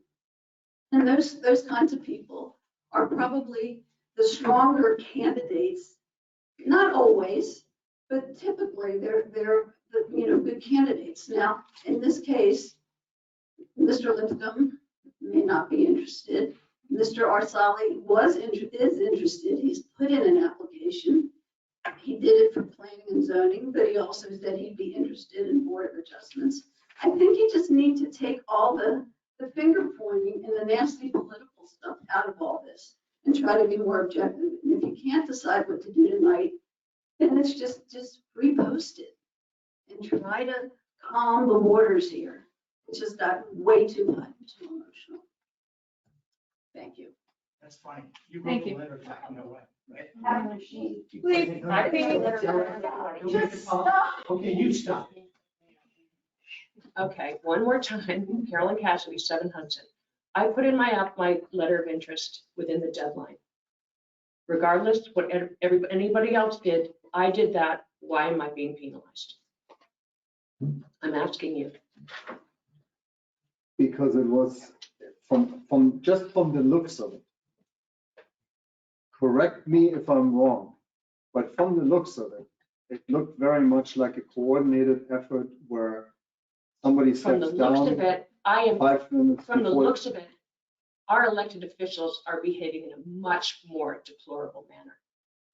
Please. So No. can we No. just call? What- Are you? Yes. Are you? Tim Cassie, are you insinuating that my wife knew? Is that what you're saying? I said from the looks of it. Okay, so I know for a fact, That's- I know for a fact my wife did know. She's like, hey, I just got a call and I found out that she's not going to go. And so there was no collusion. There was no effort to make this. So There was no plan. There was no so she had a master call- so plan. she had a call But this that- whole thing has got to stop. And I'm done. That's it. So there was a call made. before. After. You made a call, Martin, an inappropriate one, to John, who was No, no, I did indignant, not. found out. Please, I did not. please, Email, please, text. stop, stop. Obviously, it's a sore point. I think that we should call this question for this board with what the information we have right now. Now, if we feel we want to change it, like we've changed, where this board has changed in the last 3 years, many, many things, we have a year to do that. Right. And we can, basically, if we want to amend, maybe suggest that somebody's an alternate, automatically that are considered to be moved up. Those are different items we can think about. But as we sit right here and now, this is what is before us. Right. And doing anything but calling a question is definitely would be something that this commission will regret. I think it's wrong. It's wrong spirited. And I think that we really have an opportunity, all of us here, to look at this whole year coming up. So I have just one question. By Mr. Arsali saying that he'd be interested in another board, does that mean that he would be interested in P and Z? That's the only. That's what He'll you're be the for. board member. I know that. But I mean, so in my mind, there's 3 votes. There's two spots and an alternate, and there's 3 people. Mr. Arsali, Mrs. Cassidy, Mr. Sloat, and I don't know where Mr. Lipscomb stands because it sounds like he would just remain an alternate, I guess. Correct. But so Mr. Sally's going to stay an alternate. It's because at this point, is that correct? No, he applied for a regular position on the planning and zoning and stated that he would serve on the Board of Adjustment if a regular position became open, but he was not interested in an alternate position. Is that right? And I also just want to clarify for the record, when we asked this question, we kind of asked before anything, as soon as the deadline hit, in case there was, if he moved into, planning and zoning and you had an alternate position in case, you have more people to consider. So I don't know if he still feels that he wants to step up to the permanent position. I don't know. This was at that time, on that same deadline date, that we just kind of asked us to touch base. So, That was like discussion from the I beginning, agree with wasn't it? what so Jeff is my saying. point is this. Number one, we're spending a lot of time on Mr. Asala. He's not even here. Okay? So that's kind of ridiculous on its face, number one. Number two, I was an alternate on the Board of Adjustment. And Khalil back there was an alternate on the Board of Adjustment. So when I see some of these things that say, well, do you want to be an alternate? No. Well, are you getting on these boards for yourself and your own self-ego, or are you getting on there to serve the people? So being an alternate is sometimes part of the process. So I guess what I'm saying is that this is what we have here before us. We've got these 2 people, and you just go ahead and do our. We have a motion on the table, we have a second, let's just go ahead and call for a vote. Would you please restate your motion? I move to suspend the rules to allow Mr. Arsali to apply for the permanent position on the Board of Adjustment. Am I there, Chrissy? Allow him to apply. I'm not voting, to apply. To apply for it. So in other words, are we going to re-advertise the position? My motion was to put him in the pool. Now, another option, which we discussed before. But wait, we're still in the motion. Let's Yeah. stay on the motion. You're suspending the rules to allow this person. I'm explaining it more. But he's a very smart guy, he gets it. Yeah, yeah. But to put him on that 3rd person to this. Into this. When there's really, to me, that it shouldn't even be, unfortunately, I disagree with you. I think that should not even be. Okay, so we've got a motion. Are you seconding the motion? Can we have a discussion in between before that, or? No, I think we've had a lot of discussion. Okay, I have one more question, Christy, because I think I know what Martin's going. There were 2 options when I spoke to you earlier on about the alternate having an opportunity to fill the seat or to be voted on. One was that we add him to the pool tonight by suspending the rules. The other would be that we would defer and re-advertise. So is that where you're going with that? That's where I was going to and wanted to see. Well, that's 2 separate motions. It is. So which motion are you going to do? Well- You're going to start with the first one? You're going to rescind your second? I would vote the first motion down if we have somewhat of an, understanding that if I would suspend the rules in order to re-advertise the position based on.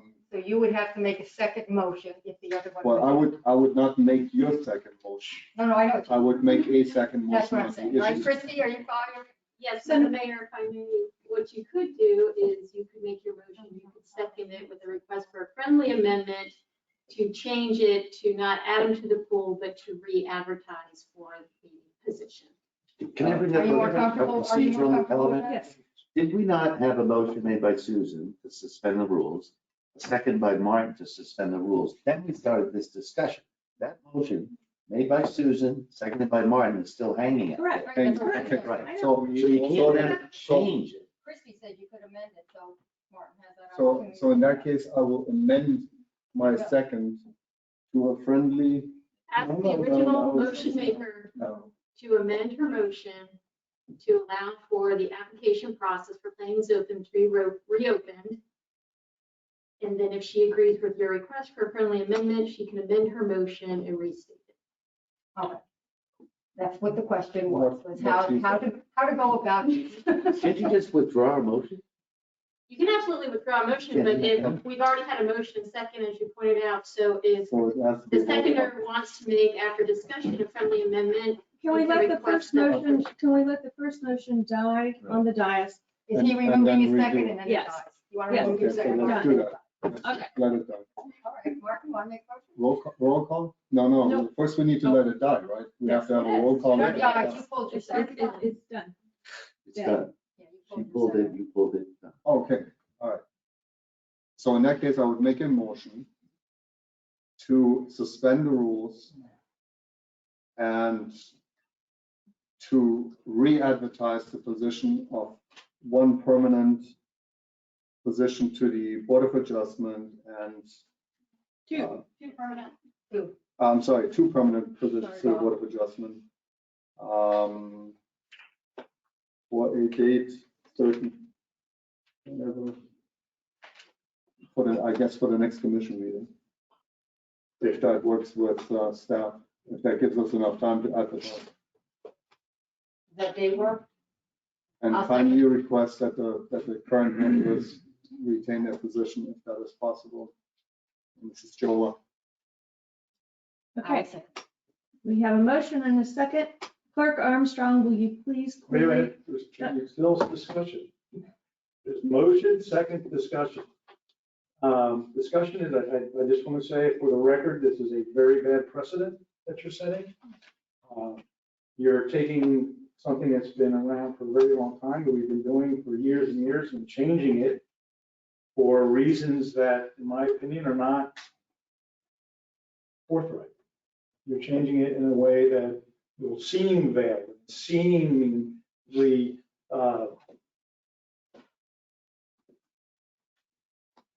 almost to the point of a underhanded dealing.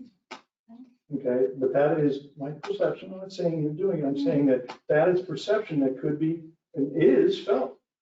That this is a new way of the town of Ocean Ridge is going to do something. I, for one, I think it's wrong. I think if you want to change something, how to change it is to go by the rules. And then you want to change something on the road to make it something more palatable to how this is accomplished later on. You can do that through discussion over time where everybody has an opportunity to give their opinion on why or it should be that way or why it shouldn't be that way. That's what I'm saying. Saying this may not be the opportunity to do this because it's going to be viewed, in my particular case, and as somebody's been up here a long time, as something that the commission did that they shouldn't have done. And it will be, again, something that you brought up so many times. The division part of it. You're creating division, you're creating drama. This is exactly what you said you didn't want it to do. And we're doing it right now. Okay. And I agree with every single thing Jeff said. Okay. Clerk Armstrong, will you please do a roll call for the vote? Commissioner Michalak, how do you vote? On my motion, yes. And just to clarify, your motion was to re-advertise two regular positions for the Board of Adjustment and extend those that are currently serving on that board. Commissioner Herbert, how do you vote? Yes. Mayor DeHassett, how do you vote?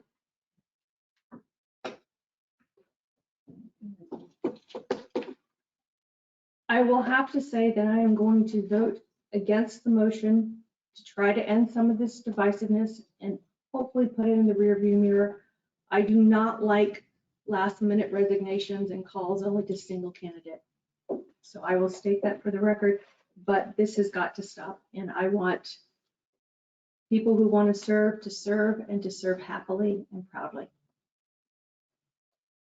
So that was a nay. Were you listening? I just want to see if we need to discuss it. Commissioner Cost? Nay. Commissioner Pugh? No.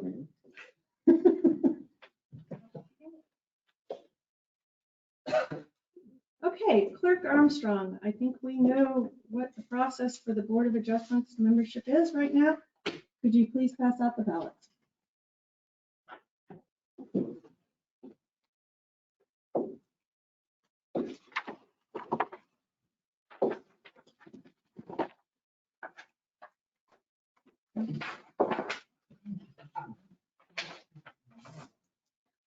You would. Well, you heard Senator Berman, no more COVID rules. Lick your fingers all you want.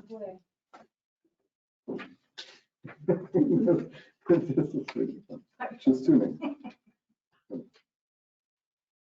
Pretty official.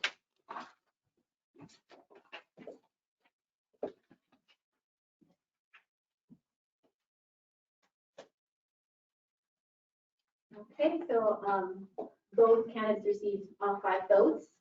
So now we just need a motion and a second and a vote to accept the persons appointed as the ballot shows. So moved. Second.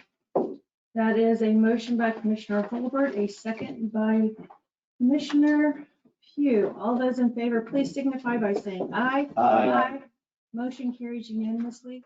Thank you, Mr. Sloat. Thank you, Mrs. Katz. Can I bring up one thing?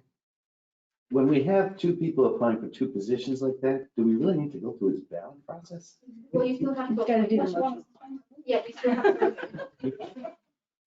I mean, I gotta be on the paper. I think maybe we can add that to Jeff's discussion. There we go. Okay, moving on to agenda item number 4, resolution 2021-10. Clerk Armstrong, will you please read the resolution by title into the record?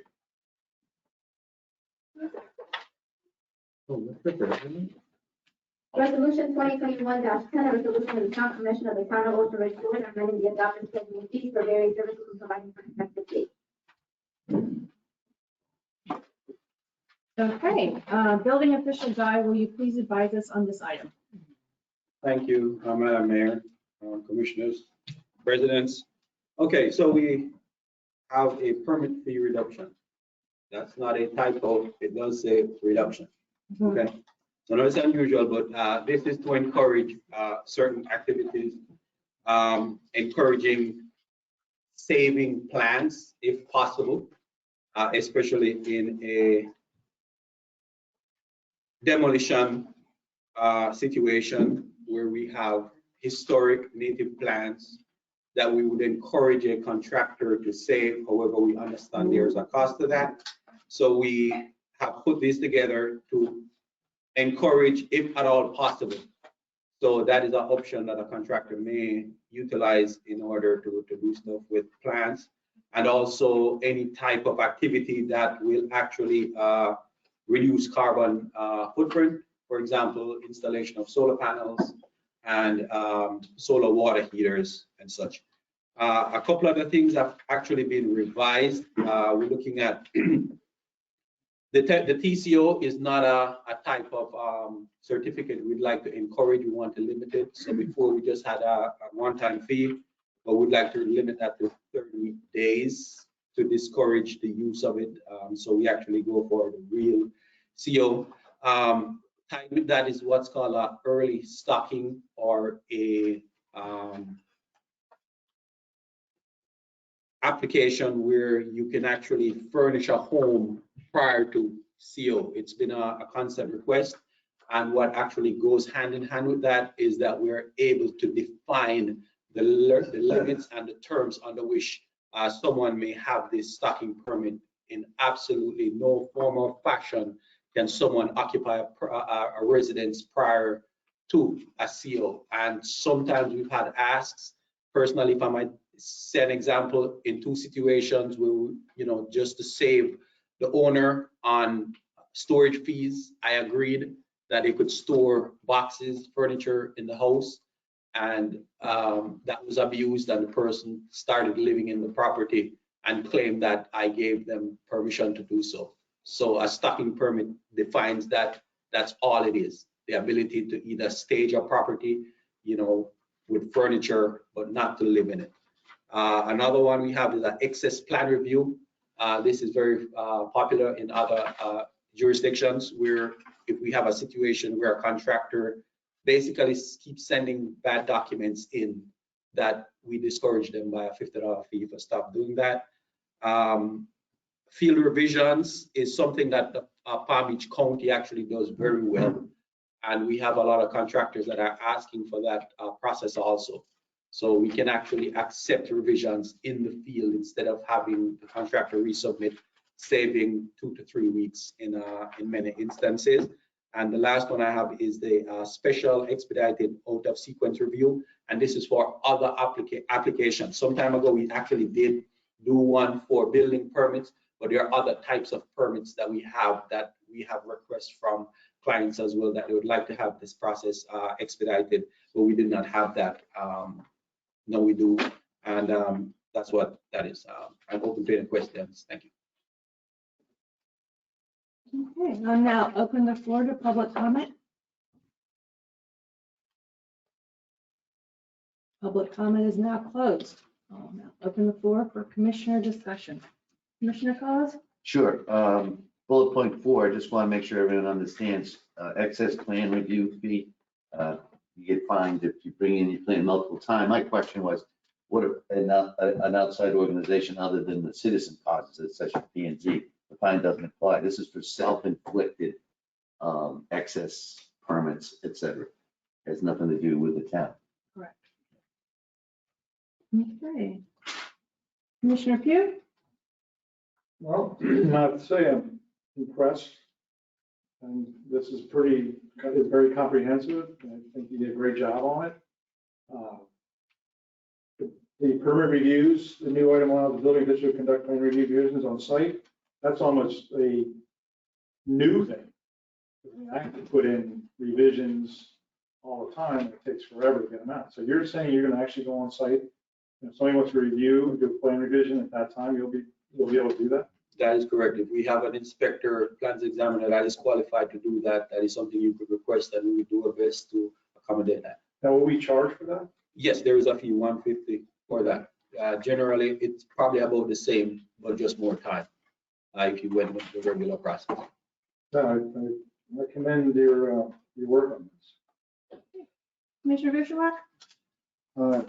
We had it in the staff meeting and we went through everything perfectly fine. Okay, Vice Mayor Hobart. Same thing, we went through every step here in our staff meeting. I was impressed. Thank you. All the way around, kudos. Thank you very much. And now I entertain a motion for the adoption of resolution 2021-10. So moved. Oh, second. Okay, that is a motion by Commissioner Cause, a second by Commissioner Pugh. All those in favor, please signify by saying aye. Aye. Motion carries unanimously. Moving on to staff and committee reports, agenda item number 5, planning and zoning. Vice Chair Carey, will you please present the planning and zoning report? Good evening, Commission. First of all, I want to thank you for the reappointment. It's an honor to serve you as your member of the Planning and Zoning Commission. And as we talked last month, our goal is to serve the wishes of the Town Commission and help do work that you need done in that service. I also want to make a real appeal for people to apply for the alternate positions. That's where we get our new members. We need qualified people. I served as an alternate first. Dave Hutchins served as an alternate first. And as you mentioned, Commissioner Pugh, that you have served as an alternate, and that's the way to learn. It also, as a volunteer on these positions, it's nice to know that you've got qualified people and stand by, that there'll always be somebody to step up if there's an absence of one of the regular members, and it is actually good for the alternates that there are some of those absences so that they get the chance to sit on the dais. So I'm really would like us to, each of us to try to go out and find some good alternates, because there are future members of the, I'm quite certain. And as for the report, we had an excellent meeting this past month, and you've already acted on one of the items and as part of your consent agenda, and we approved another project. It's going to be built on Spanish River Drive, and it was we're trying to move things forward as quickly as we can with these projects. You have any questions on here?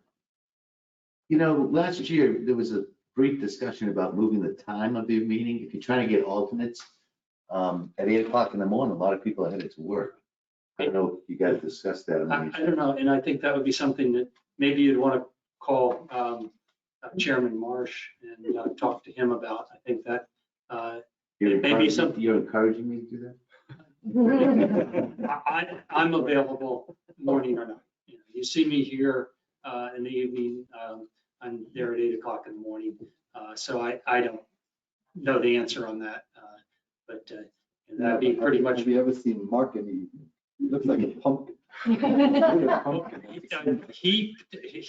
The reason I stand for you most months is because Monday evening is a particular difficult time. They have a staff meeting at 5:30 or something like that each Monday evening. So that's my understanding. As you know, with the sunshine rules, he and I don't talk other than when we're on the dais. But you're each able to talk to him, and we've also last time talked about the months that I'm unavailable to come here, that Member Hutchins would like to come, and he'll cover some of these. So we'll have some rotation of the other members, and you'll get to meet more of them and get some perspectives besides my own. So thank you. Thank you, Mr. Carey. Okay, agenda item number 6, Town Manager Stevens, will you please present your town manager's report? Absolutely, Mayor. In the month of April, we celebrated the following employee anniversaries with the town. Our community police officer, Deborah Boyle, 4 years. She's in the back of the room right now.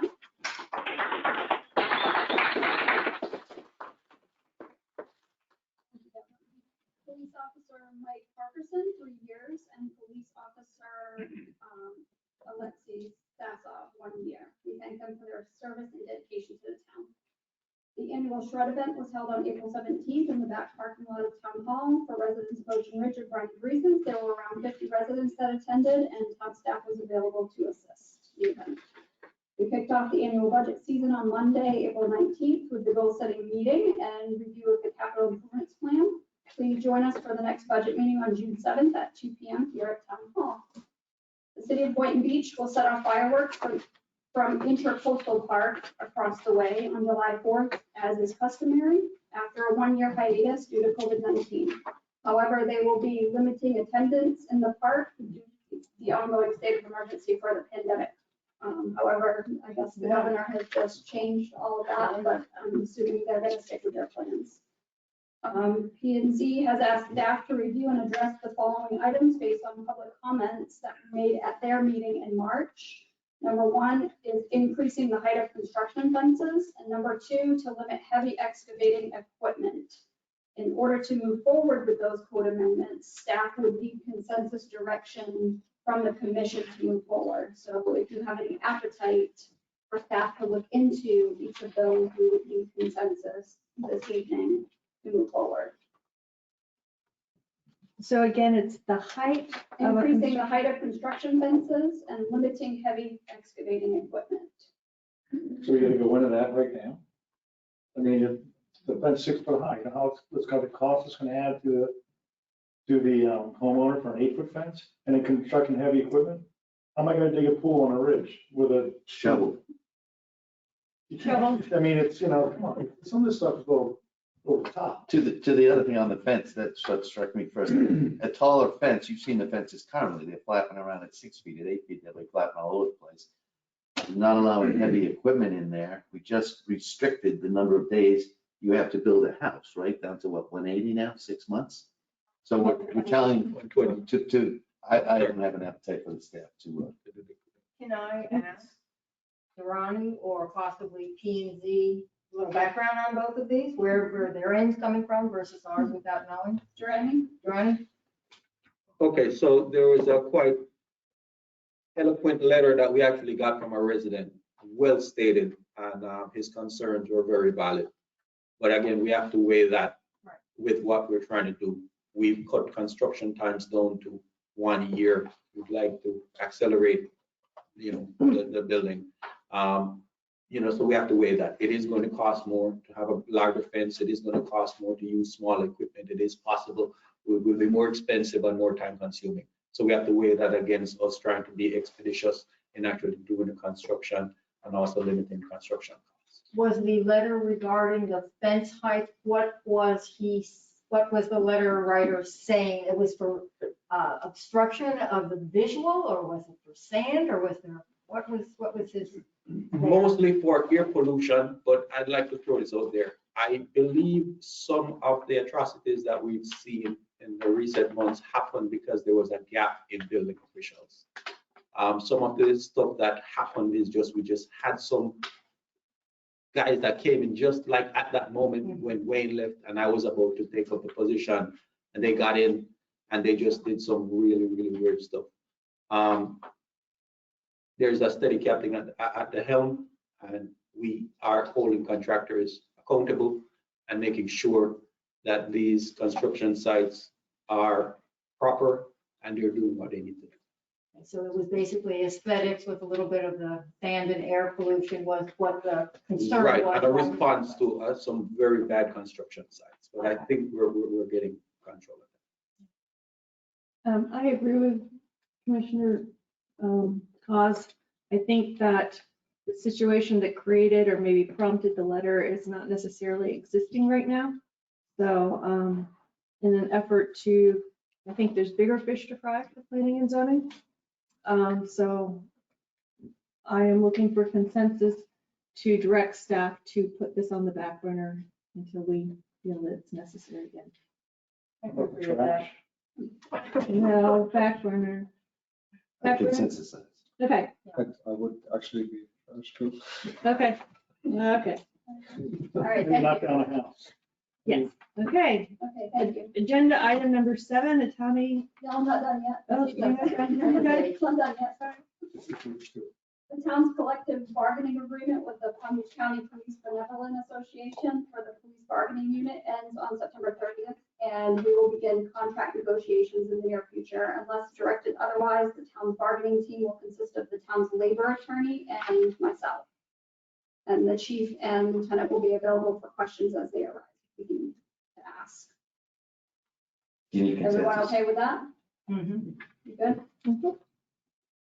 Okay. And last but not least, the chief asked me to report that he has submitted his notice of intent to retire on August 23rd, which is sooner than when his contract is going to end in April. I'm not sure where the comments had come from that the town commission was forcing him out, but he submitted his notice of intent to retire actually sooner than his contract ends. As you know, we already commenced with our succession plan to promote Lieutenant Jones as chief of police, and he will be ready to take over on August 23rd for a seamless transition. The treasurer did prepare an analysis regarding vacation and sick time payouts for Chief Hutchins, and we have determined that there will be no negative impact on the budget for FY21. You would please join me in congratulating Chief Hutchins on his retirement and his years of service to the town. Thank you very much, Chief. Thank you.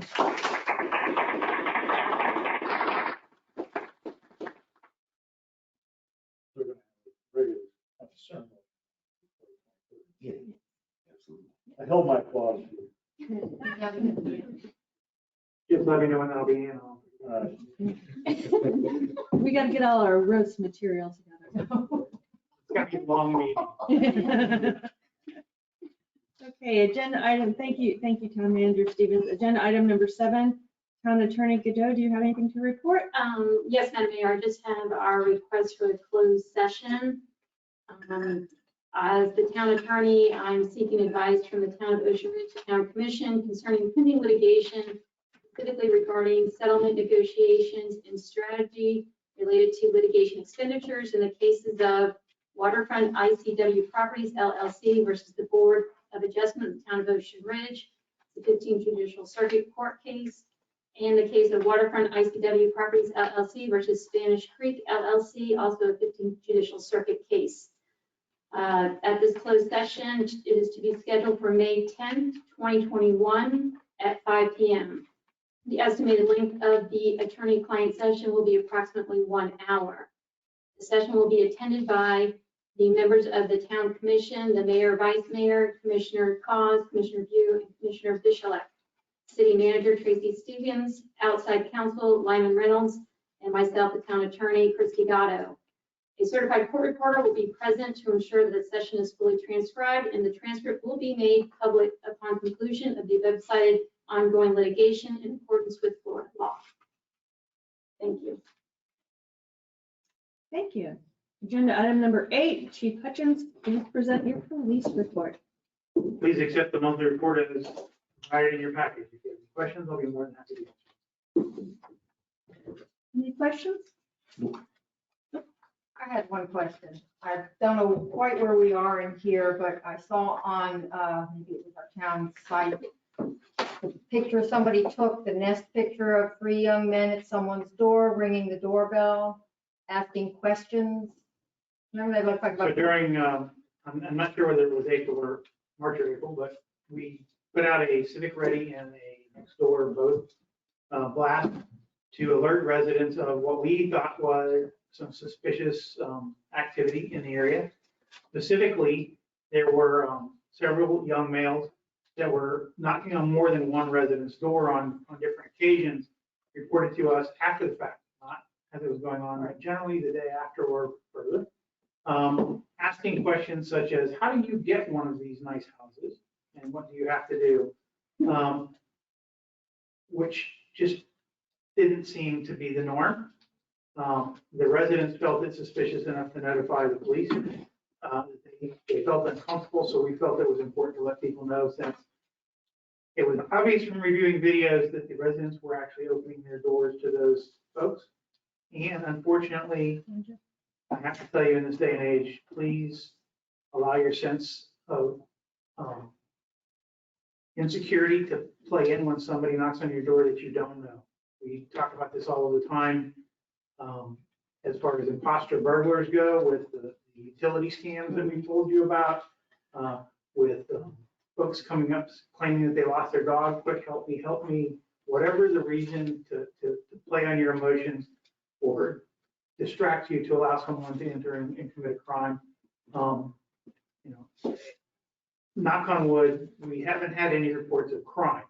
So it was just an awareness campaign we put out so that folks knew that their friends and fellow citizens were kind of a little leery about that. No sign of those young men after them, all right? Did we hear any? We have not seen her. Because I told you, I think I saw them that day or right before then and spoke with them. But We have not had any further reports of them being in the area, acting in the same manner. How's that? Yeah. I can't say that they haven't been here and that they haven't been able to speak to other people. Yeah.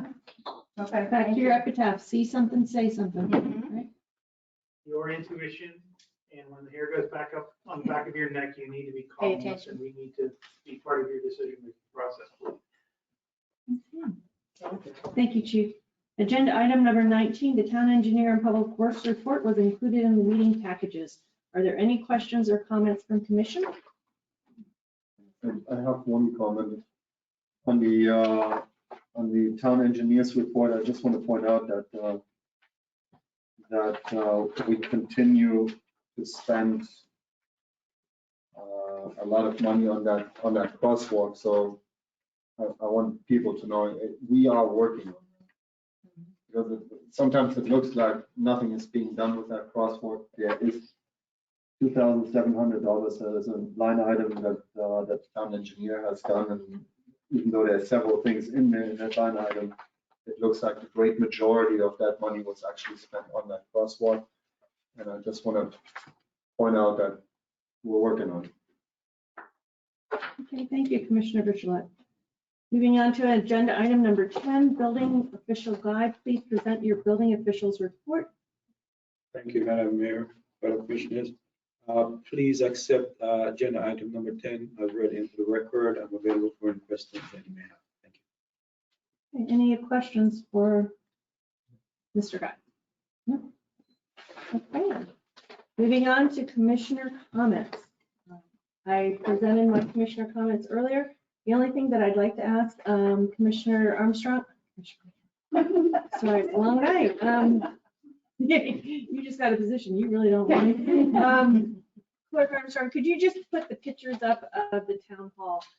I went over to the new Boynton Beach Library, which is absolutely gorgeous. And just so you know, as Ocean Ridge, anybody in Palm Beach County, but as Ocean Ridge residents, you may get a card from there. And if you haven't been there, treat yourself, go take a look. And I worked with their archivist from the Boynton Beach Historical Society, and she has lots of materials. And these were just 3 of the pictures that I thought were interesting. So this was our little town hall pre-1962. Yes, ma'am. That was my mother's picture.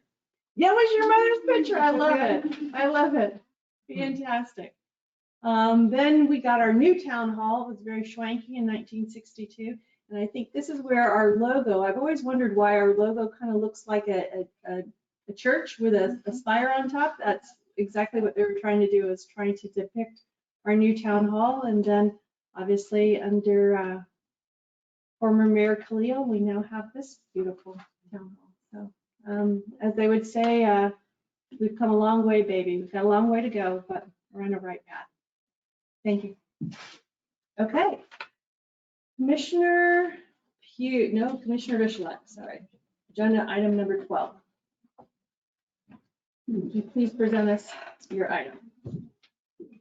So I have, back in the day when we had the discussion about the term limits for commissioners, I've made that clear back then. I don't believe that people should retain positions in an unended contract, if you will, even though that most of these positions here on the dais are elected officials, so we are going through the process every time. I don't think that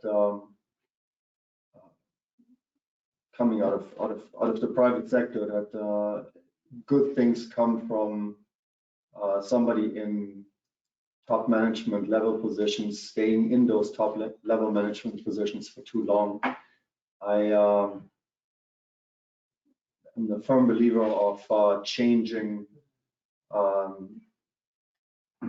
top tier positions on an ended position, be that 10 years, 12 years, 15 years for management positions. Our highest office in the land is the President of the United States. That cannot be held longer than 8 years. And there's a good reason for it, because after 8 years, probably nothing good or not much good comes after that. I would like to ask fellow commissioners if, and of course the public, which has already made some of their voices heard, if there is an interest in our top 3 positions that we have, the town manager's position, the chief of police position. I forget. Oh, I'm sorry, the town attorney's position. The building. Even though the town attorney really. But The building. I'm sorry, the building official. Yes, not the town attorney. Sorry. He's an outside contractor. That those positions should come with a certain expiration date, and after that expiration date, basically we would have to go out and really find new people, or within a reasonable amount of time, so it doesn't become a permanent position for somebody and somebody has, the shoe in the door without knowing, and especially for the people that serve under them, knowing that there is an opportunity for them to go into that position, to grow into that position. And, if there is an interest to doing that and to adding it to the contract or adding it to a general statement, I would be in favor for it. Discussion point. Commissioner Claus. I wouldn't ask Coach Bill Belichick that question. I'm not a fan of it. I understand where Martin's coming from. If we were going to talk about term limits, I would say, which I thought we started last year, we should go to the Board of Adjustments and P&Zs rather than town staff. When we have a good town manager, a good town clerk, we want institutional knowledge to be carried on as long as possible. So I'm not a fan of it, but I understand where you're coming. Me either. Not a fan, but I mean, I appreciate you bringing it up. Because I think that the wealth of knowledge somebody has being here for a long time, especially in a position like town manager, chief of police, it pays dividends. Plus, it's very, very, very difficult to get qualified people. We've gone through, since Bill Mathis, Ken, how many town managers? I'd say 5 or 6. So, I mean, it's a tough gig, to have that job. Somebody can stay with it and stay in it and suffer the slings and arrows for all those years. Well, look how long Rita Taylor's been over at Gosh. She was here 20 years before that. She was here. Anyway, so I think that the wealth of knowledge that you bring with somebody who's here for a long time, especially in those top positions, is invaluable. Vice Mayor Hurlbert. I have to be along the same line there because it's the difference with the private industry and what we get when we get the right people is an investment in the town as well as, it's not like everybody, if they're moving on and you're using it as a stepping stone, fine, they'll be the ones moving ahead. But then if you get somebody who wants to make this their home and really digs in to do everything they can, I'd hate to put a limit on that. I concur with my fellow commissioners. The two things that I would say though is the ability to have movement within the department is something that we may need to look at. We're a small town. I mean, some departments have got only 1 or 2 people, so it's kind of hard to have a career path in such a small municipality. And we may end up training somebody and sending them on, they go somewhere else so they can have that career path. But I think at this point, if you've got the right people in place, it's really important. I would more likely try to incentivize retaining them rather than trying to have a false limit on what they may be doing. Okay. Thank you. Commissioner Pugh, agenda item number 13. Kind of blew this one today, expediting town commission meetings. Please advise us on this issue. Really, the issue is basically it's 2 issues combined in one here. One is basically allowing for more public to be more informed public input, and this fact that we should just move the public comment from number 2 to number 3. The reason being is because I think that it should be public comment part of it should be after the commissioner comment, so that the public not only knows what the issue is, but then what the commissioners are actually thinking about the issue. And that way they can make their public comment. Public comments closed, goes back to the commission for a vote, and we're done with it. I'm not a big fan of polling all the commissioners in every single action item. I think, if you have something to say, you're going to say it. But I think it should be introduced, motion made, second made, discussion, public comment, closed. Some of the items that we talk about, such as a voting delegate to the League of Cities. Now, we went through this whole thing. We went through commissioner talk about it. We spent 15 to 20 minutes on something that should have been basically a 3-minute, like, there's really how many people are going to be on the voting. It's going to be the town manager or the mayor. That's it. So you're gonna know all that information before you get here. So, and then some of the items we can actually move to the consent agenda, kind of moving along with it too. But I'm just saying that for the action items, the folks have to look at something and look at it and say, okay, now I'm not a regular member to come into these commission meetings. I show up once every few months or I come back into town. And all it says is basically what it is. Carla reads what it is, but there's no subject matter in it. So you don't know the meat and potatoes in it until after you hear it discussed by the commission. And then you have and then when you come up, you have actually you have an opinion of it. And a lot of times the opinions that the folks have in the audience will help us make a better informed decision. In fact, on your proclamation,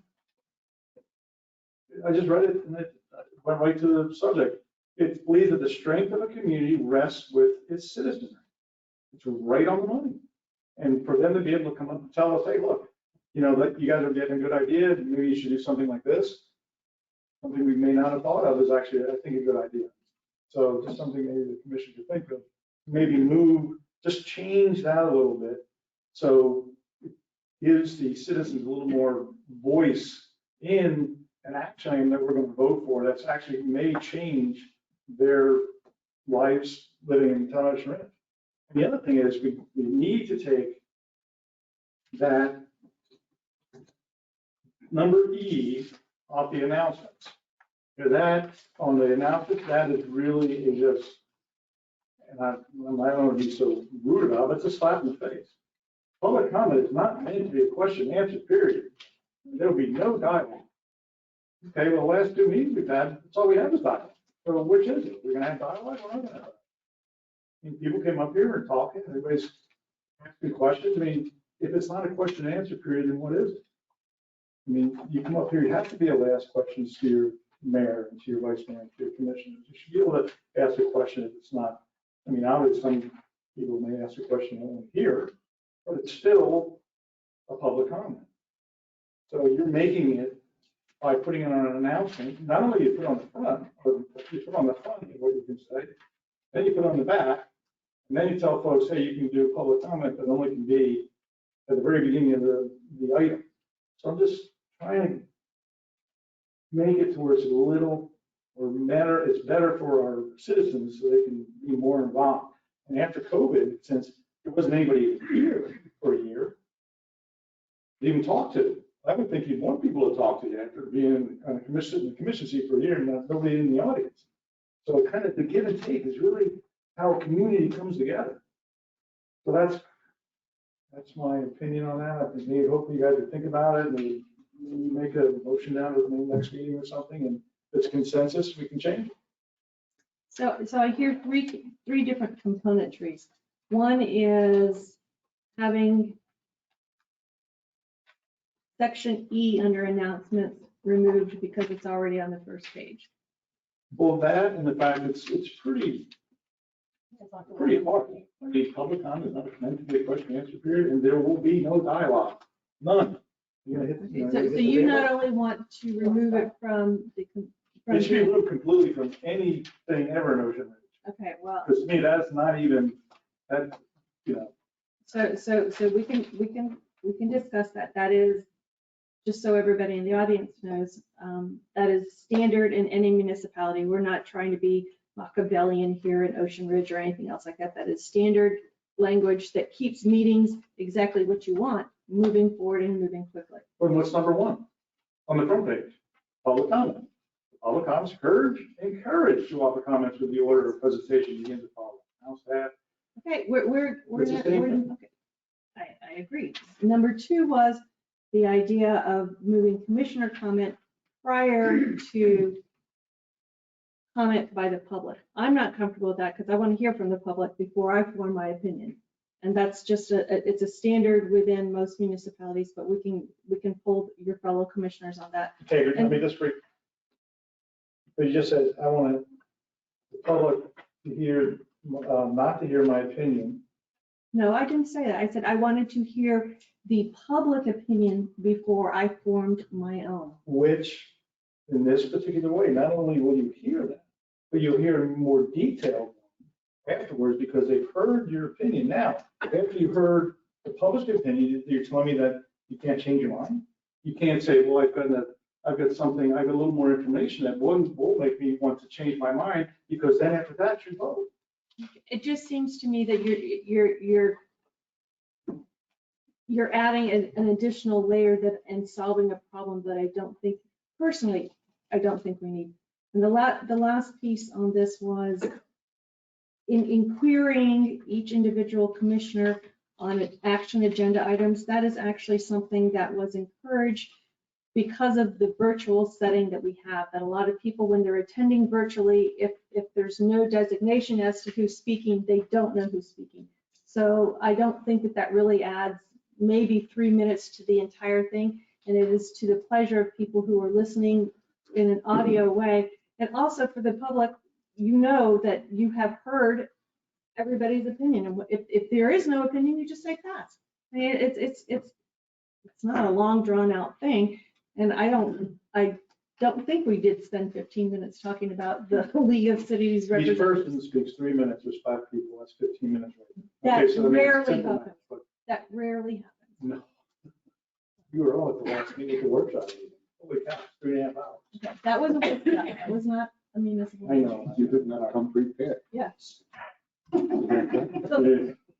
Okay, so I agree, 1E, we should take a look at and rewrite, in the same way you're saying about other towns, but I don't know if you remember this. You were definitely here. We specifically rewrote that section in 2019. So that's our town's own version of what other towns have, and we strengthened it. We went overboard. We were reacting to events that had taken place in this town hall, and they were written, these are toned down from what a lot of commissioners wanted this to say. It was even going to be stricter. But I think we overreacted. We need to tone that down now, as Jeff is advising. As far as polling the commissioners, I kind of agree with Jeff on that. If you feel the need to poll, fine. But usually a commissioner speaks up if they got something to say. And then the commissioners and the public, having the commissioners discuss and public comment versus how we do it now. The way to solve that is simple. You can have public comment, commissioners comment, and then we get rid of the rule that says the public can't come back and ask a question after they hear the commission. So you can set it up so it's a little looser framework. Maybe have the commissioners discuss it first so the public is better informed of what we're actually discussing. But then there'd be more interaction during the public comment section with the commissioners rather than the way we've got it limited now. It would be a dialogue. It would be a dialogue, and you were the first to always kick me under the table like, come on, speed it up, let's get going. So, I mean, I'm just worried that I would be happy, and this evening, I think we had that. We had a very open dialogue back and forth, and there are going to be times that is mandatory and necessary. There are going to be times that it's really not. So I would prefer that we do that on a case-by-case basis if we feel that it's. It's going to leave you in an uncomfortable position, you know? You think I was comfortable tonight? Anyway, I don't think, I think we should, why don't we try it? Encourage the public to talk more, and if it gets out of control, then we'd say, you know what, guys? I will remind you, the reason that those rules got put in place is because it did get out of control. Well, now, we ought to limit the amount of time the commissioners speak instead of the public. All right, that's my 2 cents. All right. I spoke longer than 3 minutes. Yes, you did. Commissioner Michelak. I actually agree with Jeff on that whole changing up the when the public speaks. I think the public should speak after us, because I would like to hear what they think of our particular points, and then it bounces back to us anyway, because we have to do a roll call, and we have the ability at that point to address things that possibly need to be addressed. So I'm actually in favor of changing that, giving that format an opportunity.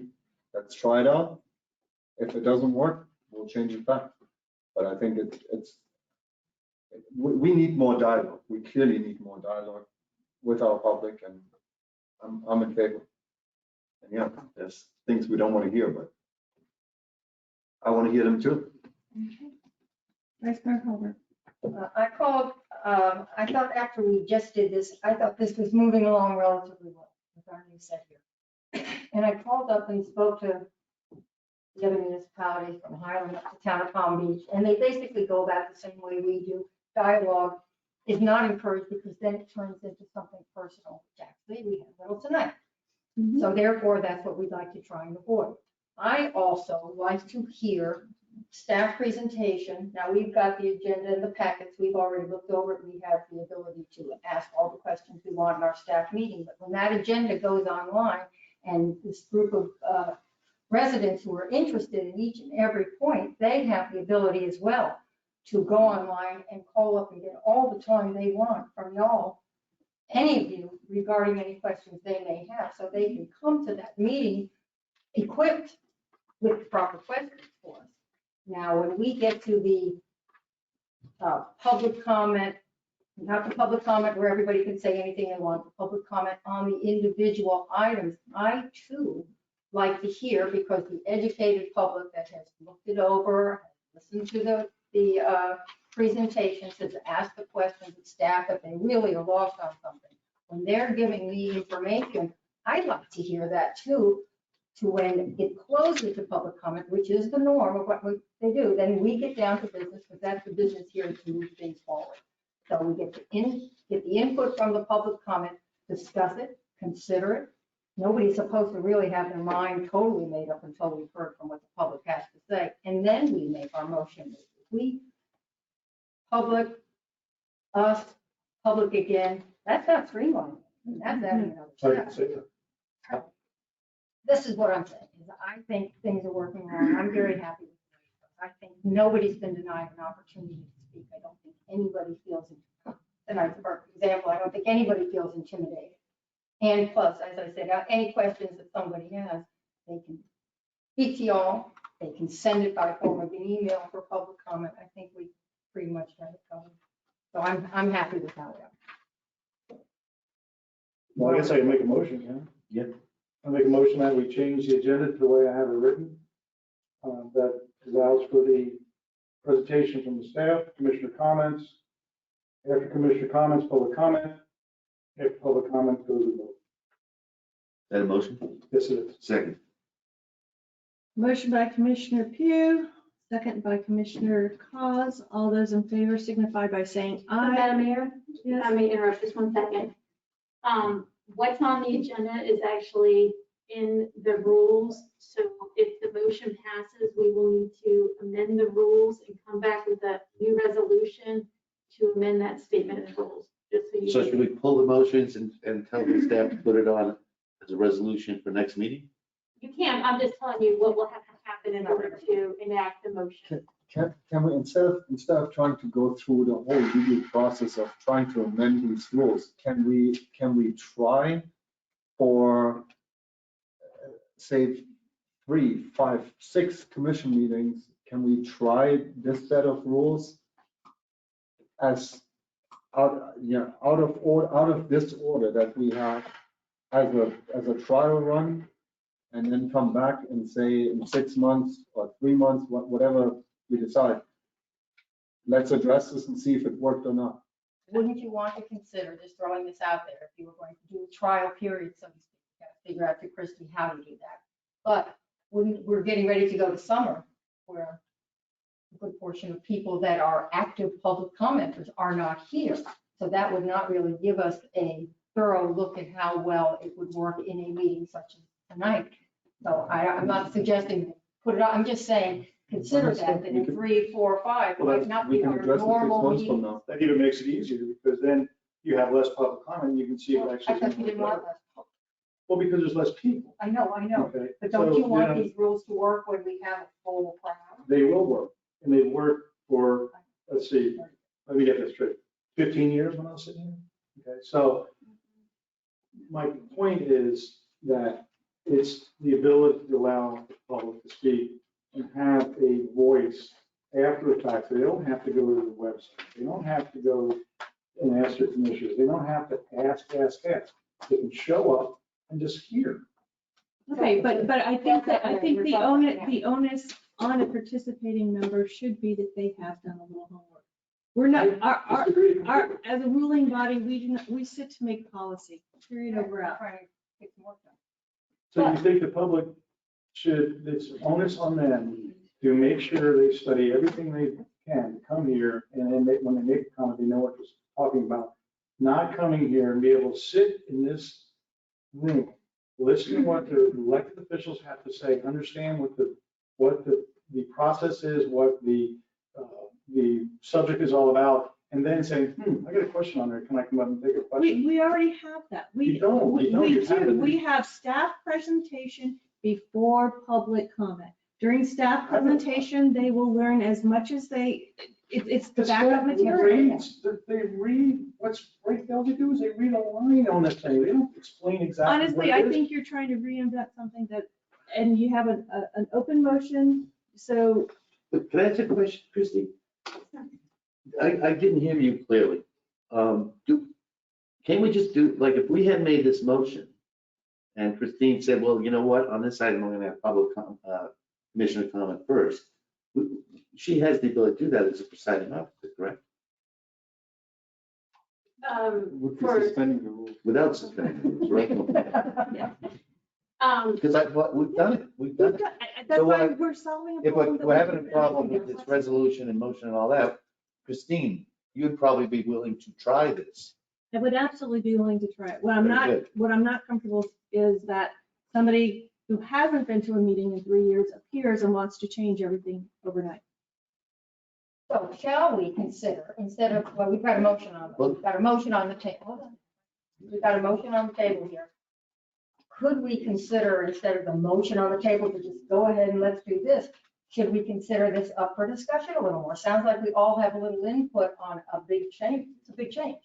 Well, as a motion, as a second, I think so should be able. Okay, then.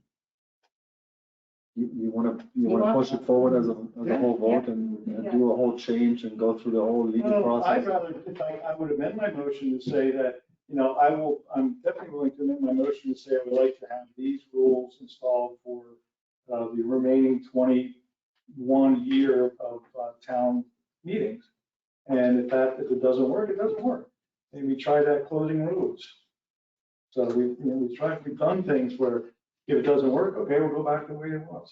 I have no problem amending my motion. So is the solution to make a motion to create a resolution for next meeting? That's correct. Oh, that's not what I heard on the motion. So Amend my motion to create a resolution for next meeting, amending the rules of the town commission meeting to what we have discussed for the year 2020. You guys does have- that need a second, or you got to pull the first one off the table first, correct? Hold on. Trial, yes. Switching the rules to try something, to me, sounds like a lot of extra busy work. Well, I'm asking, Chrissy's one brought it up, said you have to do a resolution. So I mean, is it, do you got to do it or not? You do have to do it because the same process is laid out in your rules of procedure. So you could always suspend the rules at the beginning of each meeting for public comment if you wanted to, but if you desire, we can change the resolution and come back with a new resolution based on the process that you've laid out. So then why don't we do this at every meeting for the next, whatever, 3 months, 6 months? One of us is going to suspend, is going to make a motion to suspend, go to this format for the entire meeting. We can do that for the entire meeting? For the entire meeting, let's give it a shot. Well, I mean, that suspension of the rules thing went pretty far south earlier in the meeting. So, I mean, I would just say that.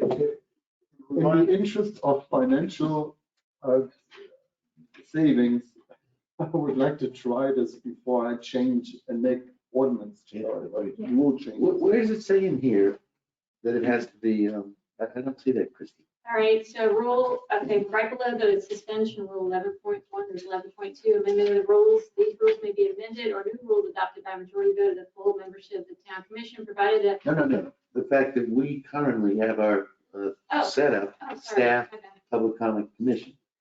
If you go And if we want- to 7.3 under presentation of public comment. Yeah, That starts 7.3. with talking about the public comments. Yep.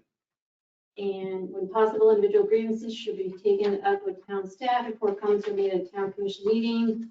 7.4, the town commission may withhold comment or direct the town manager to take action on requests or comments made by the public. Then you go down to Rule 9. Whoop, hang on, I'm jumping 9-1, yep. Yep, sequence of debate. The items for the commission shall be commenced by presentation. Okay, there it is, So that's where that's been sort of formalized. 9.1. Roll call vote may be requested. Okay. So there is an actual rule that states this. Mhm. We can suspend that rule on a trial basis for the next several meetings, seeing if it pleases the commission and if it pleases the public. The public may say, you know what, I don't like sitting in 6-hour meetings. Give it a shot. Give it a shot. I'd say give it a shot. All right, so the motion would be then to suspend the rule of the public comment portion of the meetings to move it to the third section of the rule of order. I don't think you need to make a motion, No. because we have to make that motion on every one of these meetings. Well, ahead. basically, So it becomes like an item for one of us to just make the motion and form do it. Yeah. So at the beginning of every meeting, that's exactly what we're gonna do. See how it goes. Yeah. Okay, so I withdraw my second. Also a motion. Okay, can I just ask to, under announcements, you wanted to also remove the, you wanted to remove the language. Are you all in favor of that? If so, we'll remove it from the agenda. Section E? Yes. But it would remain as part of rules for public Yeah, it will participation. remain on the front. I would be willing to do that again on a trial basis as a compromise. I mean, again, we didn't just create this. But we did. You're right. You did it. Yeah.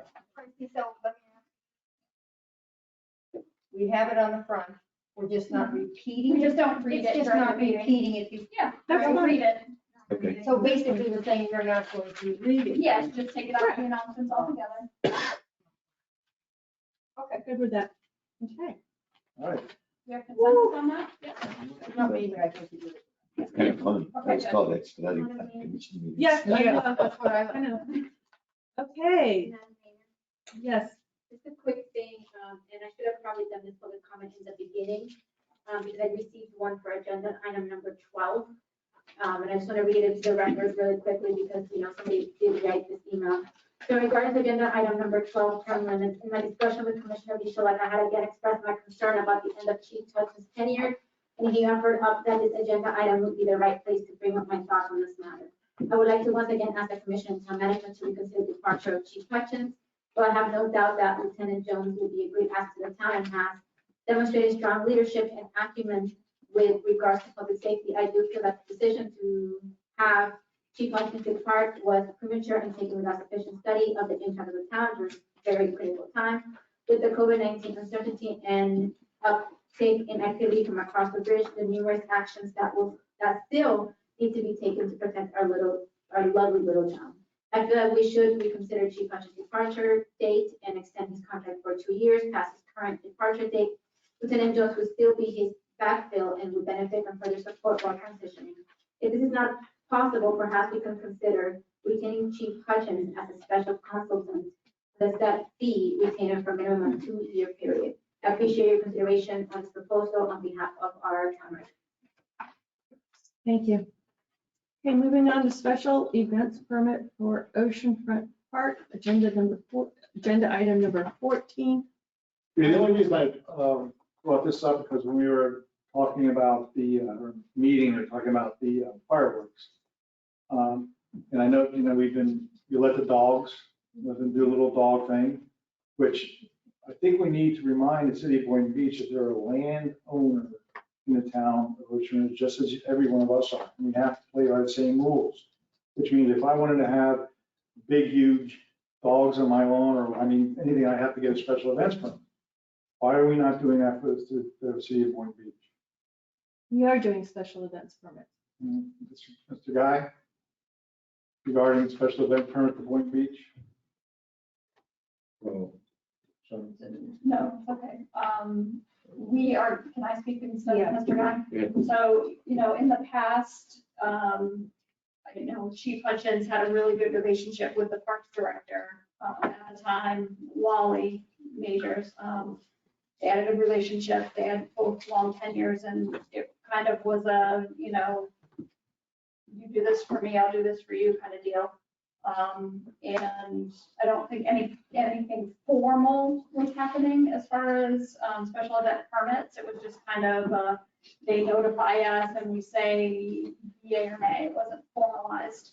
I think we're at the point now where it should be a formalized special event permit, just like anyone else. So I agree with you that yes, we need to formalize that a little more. we'll just no more control over the town's property. So how do we normalize it? Well, no, nobody does a phone call and gets a permission. Right. So I did have a recent meeting with the new Parks Director. I did let them know that we do have a special event permit process. So I've already given them that information. We will continue to communicate that with them. Good start. And I share your concern, Commissioner Pugh. Okay. Thank you. Number 15, Commissioner Cobb. Okay, I think I'm gonna have to read this, unfortunately. So the public understands what's going on here. In 2020, we passed two ordinances, 2020-05, which addressed the coastal construction line, and 2020-06, dealing with dune crossover decks and sheds. In the 2020-05 ordinance, the CCCL, coastal construction line, in that ordinance, we added section 67-18, which, so people know what that is. It says coastal construction setback line. The established 1979 coastal construction control line shall be the setback line for those properties abutting the Atlantic Ocean, et cetera, et cetera. Westerly, the coastal construction line control line, seaward of the 1979 coastal construction control line, no person shall construct any structure whatsoever. So what we've inadvertently done here is we passed an ordinance that said that a homeowner, that required a homeowner to get a unity of title approved by the town to build a crossover deck or a deck on their own property, but they had to get a unity of title. Simultaneously with that, we changed the coastal construction line such that that owner has to not get his unity of title, which is a piece of paper, very simple. Then he has to go to a variance board, the Board of Adjustments, pay $1,500, possible attorney fees, design fees, copies. I think they require 11 copies of everything. And this came to my attention because two homeowners who the town knew were going to build decks, and one in particular already had the DEP permission. In fact, both of them had the DEP permission, and everyone was all set. The town was aware, and then suddenly at the last minute, they couldn't build their deck without getting the variance for the CCL line. In fact, in one homeowner's case, the former town attorney told him to wait until the ordinance for the unity of title passed before he began processing his plans. Well, he did wait for that until he could do the unity of title and do his deck properly.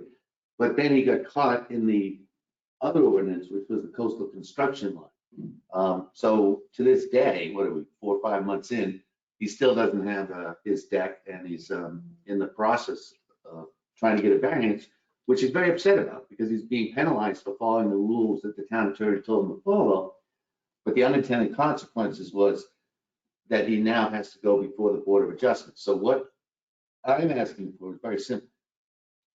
I can understand going before the Board of Adjustments for building east of the 1979 coastal construction line, except for decks, except for crossovers or decks.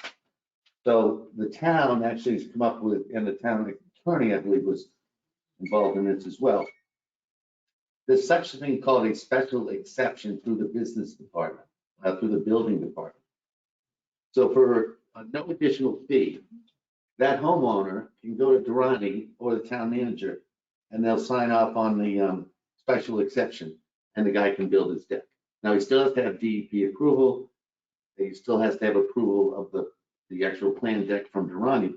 What we've done is we've removed this penalty of having to go before the Board of Adjustments on your own property. So that's what I'm looking to accomplish, which would cause, I guess in legal terms, would be called an amendment to an ordinance? Correct. That's correct. Okay, and I believe the staff agrees with me on this. Yes. Yeah. We do. So what would be amended? Would the 2020-05 be amended, or would? Yes, so 2020-05 would need to be amended to add that administrative special exception to allow the building official to approve only for crosswalks and decks. So it would be a new ordinance, though. We wouldn't be amending an ordinance. It's a new ordinance to amend the code, section 64-41. It will take 2 weeks. Yes. Okay. It's an ordinance amendment. Yes. But Tracy's right, it's a new ordinance number, right? It's an existing ordinance. Okay. Semantics. Exactly, to do what you're asking. To me, it sounds reasonable. I mean, there was never the intent to Correct. to put out competing ordinances or codes or anything else like that, but there's no need to send somebody back through Board of Adjustments if we've already said that this is an acceptable alternative for their land use if they've given us the unity of title. Correct. And then all the requirements and restrictions that are set there, then it is, it's like it was almost a double then. Okay, so we're modifying 64.41. Yeah, if you give us, if there's a consensus, give it to staff, we'll bring it back to you next month. There's a question, though, whether this would have to go before P and Z or not. Christie needs to answer that question. Why would it have to go in front of P&Z? Because it's a land development change, and land Yeah, but development then change P&Z should comes to go us, through so the we're just P&Z first, according not to our wasting code. time. Yeah. Right. Land development ordinance. Well, no, we're just wasting town time. They're bouncing it right back to us. Yeah. So we're the ultimate deciders. Well, here's the thing, we can bounce it over to them. We have the next meeting in 2 weeks. Right, and we'll Right. have it back by our next one. They're gonna pass it in 2 weeks. And they're bouncing it to us, which. Yeah, we're are gonna you have telling the me next legally? agenda. We need to do it that way. That sounds nuts. Your planning and zoning ordinance talks about their sort of jurisdiction. I would say that usually when you make a change to your LDRs, you usually take it through your planning and zoning board to take a look at, to make sure that they agree. They just advisory, so they recommend it or not recommend it. The ultimate decision obviously sits with this policy board. It's simple protocol. It's not going to add any. Right, it comes back to the same thing. And it won't have any think- contract. And it's simple, we can have it done, ready for the next P&Z meeting, and then. And you can work on that. So is this just for Walker? Correct. I'm isolating this just to crossovers and decks. What about the house, or the property? That's a Ken Cleo thing that I didn't want to confuse Yeah. my amendment. Right. Ken wants to address, Yeah, I think we might. Well, he waited long enough. I think we might have some public comment, Mayor. Yes, please.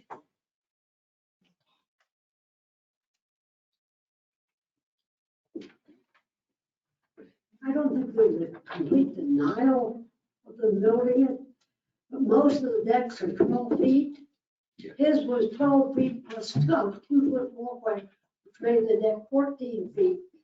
I don't know Which who's deck came you're up as a talking about. question. That came up as a question. We didn't not approve. And the other thing was, it was asked whether he had all the approval for if he had to remove any of the dune vegetation. Yeah. So, I mean, there was some questions in there, but we, Was this the Hersey Street one? Yeah. Yeah. So it was not approved? No, it wasn't approved. It was a battle, which wasn't the intention. Right.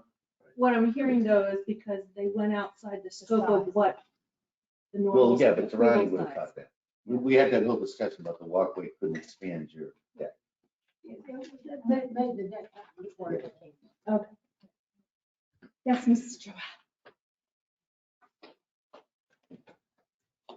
I would just add to consider in the amendment steps for the homes that are on the north end of Old Ocean. They don't have crossovers, but they have steps, Good point.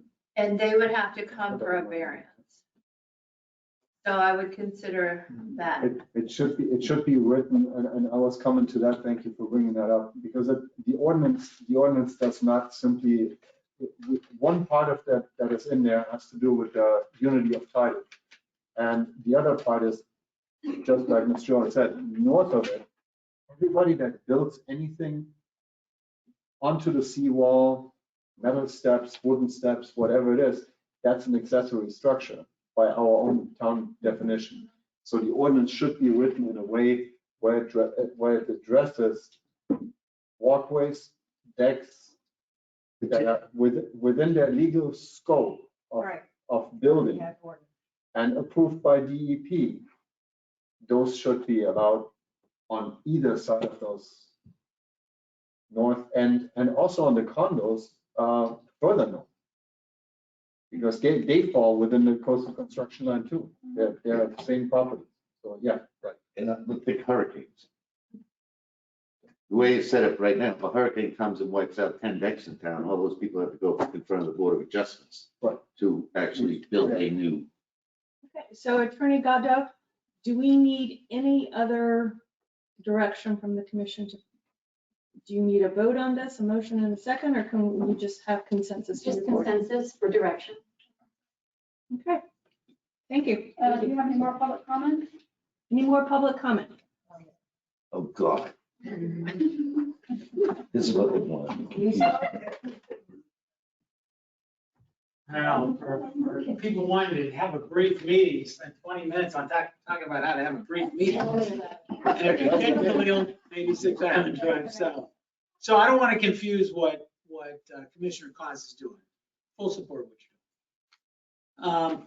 But I think you need to take one step more.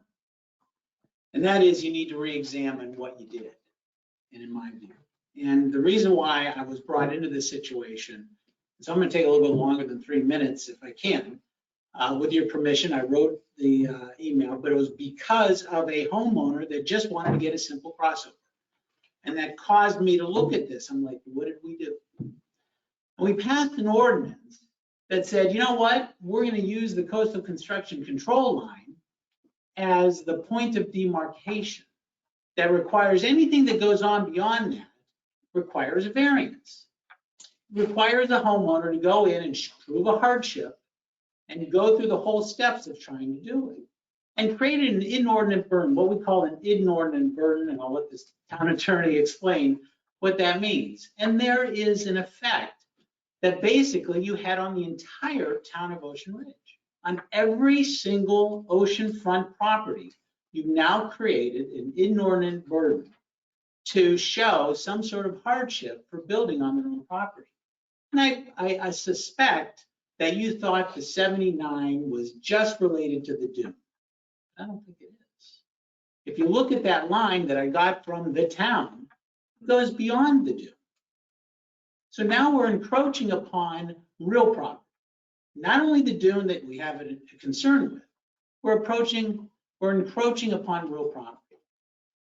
And that is causing, I think, if the people actually knew what was going on, if you've actually noticed them as to what happened, you would have a hue and cry here.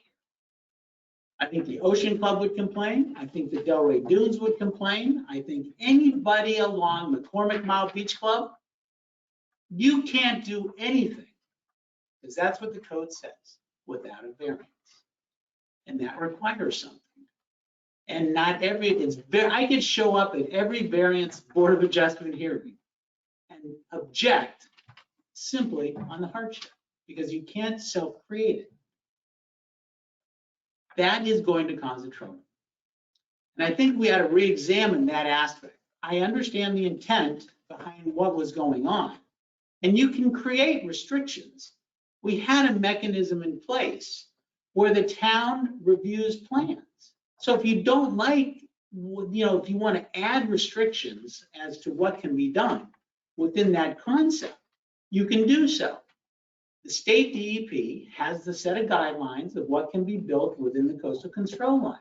They even pushed it back even further, if you know where the new coastal construction control line is, right? But what we've done is we've created an additional burden for no reason and created a potential problem. They can't, no, I understand, but there's an easier solution without creating the potential that I see that somebody could really cause an issue for the town. And I just think you ought to direct the planning and zoning to rethink it and look at what the impact is on that type of ordinance if there's a least restrictive measure that you can take without doing what you did. That's all. Can I answer? You can do anything, you can direct to the mayor. I'm just a public comment. Please. And please, people ought to read my letter, and I think I've laid it out pretty clearly. Yes, you have, and without the background, you are absolutely right. Here's the thing. This came, and this is great when you actually go to the P&Z meetings, because you learn a lot. And this came out of P&Z actually. The reason why that coastal construction line was chosen as a demarcation line for something was because when you look at the Papa map on these oceanfront properties, they are all over the place as far as where their eastward property lines. Some of them reach into the ocean, some of them are in the sand, some of them are right by the water's edge. They're all, if you look at the map, they're all over the place.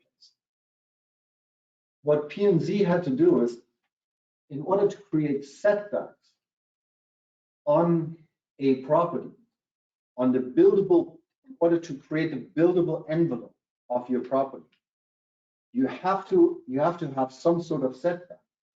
There's a natural setback, which is the dune, but the dune moves back and forth, and the dune is different on each property. So they had to come up with finding a line that is set as to where does the setback begin off a property. And that was chosen, and I hope that I'm right on this. Thank you for staring at me. You're doing a good job.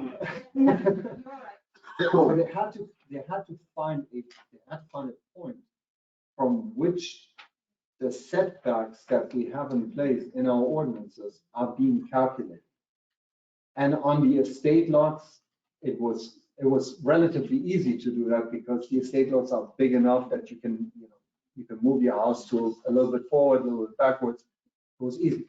And we have some properties between Anna Street and Corinne that are right on the ocean that do have a hardship, and they would be impacted by possibly having to go in front of the Board of Adjustments, and because of their hardship, because of where they are located, they will get that. So in order for us to, as a town, to have ordinances that we can enforce, we had to find a way to find a point as a reference. And that was that coastal construction. And it was the old one, obviously not the new one, because the new one in some cases goes way past some of the houses there. That was the background as to why that line was chosen. And if somebody can come up with a better idea, a better, way how to do this, bring it forward. Okay, now you're in my playground. This is my world I live in, right? And if you look at Delray, if you look at Manalapan, if you look at up and down the coast, property descriptions go in and out, all up and down the coast, right? And it doesn't necessarily require a variance to build on those properties, right? The setback is within whatever no different than your house, no different than your house. As you have a setback, you have a defined limit, and it's off of your property line. What if all of a sudden we created something and said, you know what, nah, we don't care about your property line. We're gonna create an artificial line that says this is where the setback's gonna be. It's an artificial. It's not based upon my property line. So my property might go out 75 feet. Commissioner Pugh's might go 50 feet, but we're gonna create this line just to make it even. That's a problem. Well, part of the problem was some parcels show that their property line goes right into the ocean. So are you gonna say from the ocean, that spot on the ocean, we're gonna take that 25-foot setback because by God, that's what we have and that's it? I mean, No, you can have restrictions. You can build in your code what you can do and what you can't do. I mean, you can do that. It's done up and down both coastlines. And I've been in a lot of counties on both coastlines. So You can restrict it. So then my question is, how do you define what? Because you don't have to go there. You don't have to go there. You could, if you're concerned, the concern that the town has a legitimate concern over the dune, the environment and everything else. First of all, you're not going to let DEP. DEP is not going to approve building in the ocean. So you can forget that. That's not going to happen, right? Hopefully. It's not. It's not. I can tell you that much. It's not. And I try. It's not going to happen, right?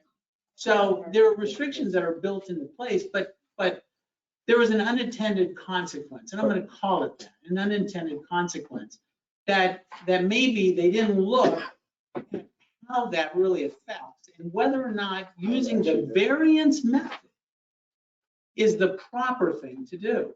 When we already had something in place, if you didn't like those 4 or 5 restrictions that we had, the town has the power to expand that, so that when the review comes before the town always has that power. And it's a little different criteria than what was ultimately created. And that's what I'm suggesting, just bring a little bit more common sense into this. Without I don't think those property owners along that 79 line know what happened.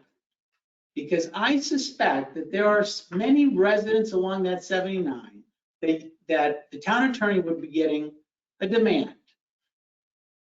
So There would be an issue. Question for the town manager. This has been in effect since September 2020. Have we had specific property owners come and have issue with this ordinance that is in effect? Not that I'm aware of. You passed this in the middle of a pandemic in September of 2020.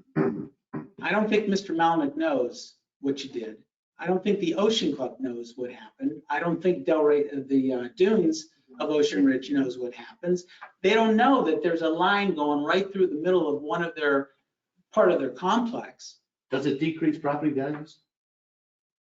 That would be Okay, my so- fear. If one of those characters I would mean, sue I'll the town and say, let the town attorney, that's up to, if you're gonna force people to look at that and get appraisals to determine what their loss is, right? By virtue of the fact that you can't build within a certain time frame, then yeah, there's gonna be a loss of value. I don't know what that is. All I'm suggesting is that maybe the P&Z needs to take one more step. My concern is that there is a year, and the council will tell you what that rule is. And these people don't know what hit them. because they haven't tried to build it. And if they go to sell and somebody else looks at it, it could be an issue for the next buyer, because now your hardship changes. You no longer can claim a hardship, the new buyer. Does that impact them? There's some other unintended consequences that may take place. And you know what? If I'm wrong, so be it. But I think at a minimum, this needs to be properly examined and think if there's an alternative method. This dune crossover was the example. That's the thing that started. Well, why do we need a variance for a dune crossover? Was an unintended consequence. Well, thank you. Guess what? There's more than that. They had to prove a hardship, which, think about it, you have to stand before a committee and you want to build your oceanfront deck because you have a hardship. I mean, it's nuts. P&Z is here, so But you can't self-create your own hardship. can we make sure that this doesn't get confused with the decks? In other words, the decks is one issue, right? Yeah, the deck seems very straightforward. Good. The one that you have. And then this sounds more complicated that you guys got to think through a lot more. And I don't want to comment. A lot of effort was put in under the former town attorney, the town engineer, to develop this ordinance. And so we want to, like with any ordinance, Ken is correct. You can, when you implement it, you may find some tweaking that needs to be done, but it wasn't done casually. Let's put it that way. So I need to ask to move this forward and to hopefully close this meeting. Thank you. Madam Mayor, if I may, just for the record, Mr. Khalil certainly has more history with the town. I have reviewed our firm's records on this. What I would say is you've created an administrative step that these folks have to go through. Until that administrative step is pursued and there is a denial, there's no inordinate burden on the property under Burke Harris law. That would just be my comment on the email. And that's why I asked if it had become a thing. So is there consensus? I'm just going to ask, is there consensus from the commission to have planning and zoning revisit this in any way? The bigger picture? Yes. Oh, I think you have to. Okay, 1, 2. Absolutely. Vice Mayor Hurlbut? Okay, so I got a question. All right, Ken? No, I don't need you to speak, I'm just referring to you. You don't have to get back up. Okay, so I'm referring to Ken saying that we have within the town structure 4 or 5 ordinance that would prevent what the original ordinance was put down to do. Not the deck, not the variance part, but for building variance part. Sorry. That put me on the spot here. What are our 4 or 5 restrictions he's talking about that would make it unnecessary to go for a variance? What ordinances is he speaking of? You know? Or, okay, then can answer. Pardon me? Want me to answer? Yeah, please. I was looking to give you a break from walking. That's all right. No, I don't mind. I really don't mind. Okay, so you said we had 4 or 5 ordinances that would protect us from the original intent. So the intent is you want to protect the dunes, right? Well, so that's really, because there really shouldn't be any other reasonable town objective other than protecting something that is of a resource, right? Because it's private property. So by what's already in, if you look at what former Attorney Schutt wrote, and I think I wrote it verbatim, it was previously stated that, and he stated, the current ordinance allows construction to occur in the area if there is adequate engineering data provided to the town that shows there's not an adverse effect upon beach erosion, hurricane protection, coastal flood control, and shoreline rehabilitation. That's what we had, right? And those are legitimate town concerns that you had. Okay. Before this variance process, you had. So whoever wanted to build along that area within and even wider, it's not even the 79, it's the current one, would have to come before the town to show that it met at least these 4 objectives, right? And those 4 objectives could have been easily expanded to resolve any legitimate town concern. And if that concern is the dune, you can define it as such. And keeping in mind that the state of Florida is doing that very same thing, doing that same exercise. Right? So that was in the code before this happened.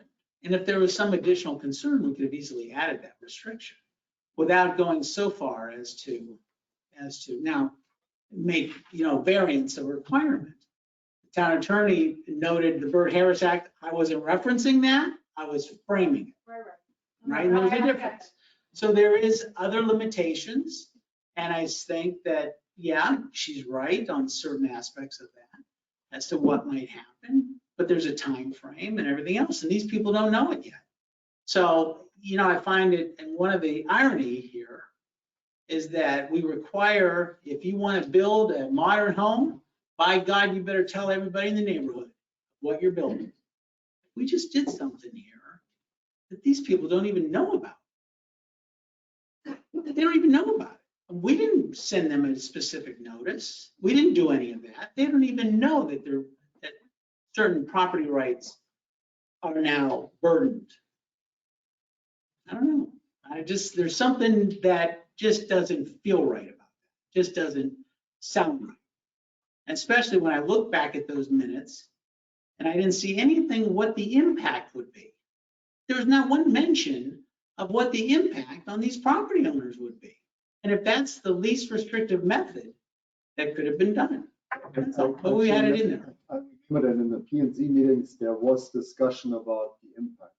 There was, and I remember Mark Marsh and Penny Kaczynski both raised concerns that, at least according to the written minutes, were kind of glossed over. And it just kind of went on. And I think the mayor made some comments and wanted it, on behalf of the commission and certain things. But I just think, I don't know how in-depth that was, that's all. If you feel comfortable with it, so be it. Okay, so can I come back to looking at consensus so we can talk to the council? Right. We really can't. No, I'm done. But we have consensus, they're gonna do Dune, that's done. Yes, Now we're doing consensus on the overall picture. correct. Yeah. You have said yes. Yes. You have said yes. Commissioner Michelak? Knowing the history of all of that, I'm an A. I'm an A. I'm an A. Okay, thank you very much. At 9:11, I would like to call this meeting to order. Order, oh God, to end here. And please, and- yeah, thank you. Thank you, everybody, for coming. That's great.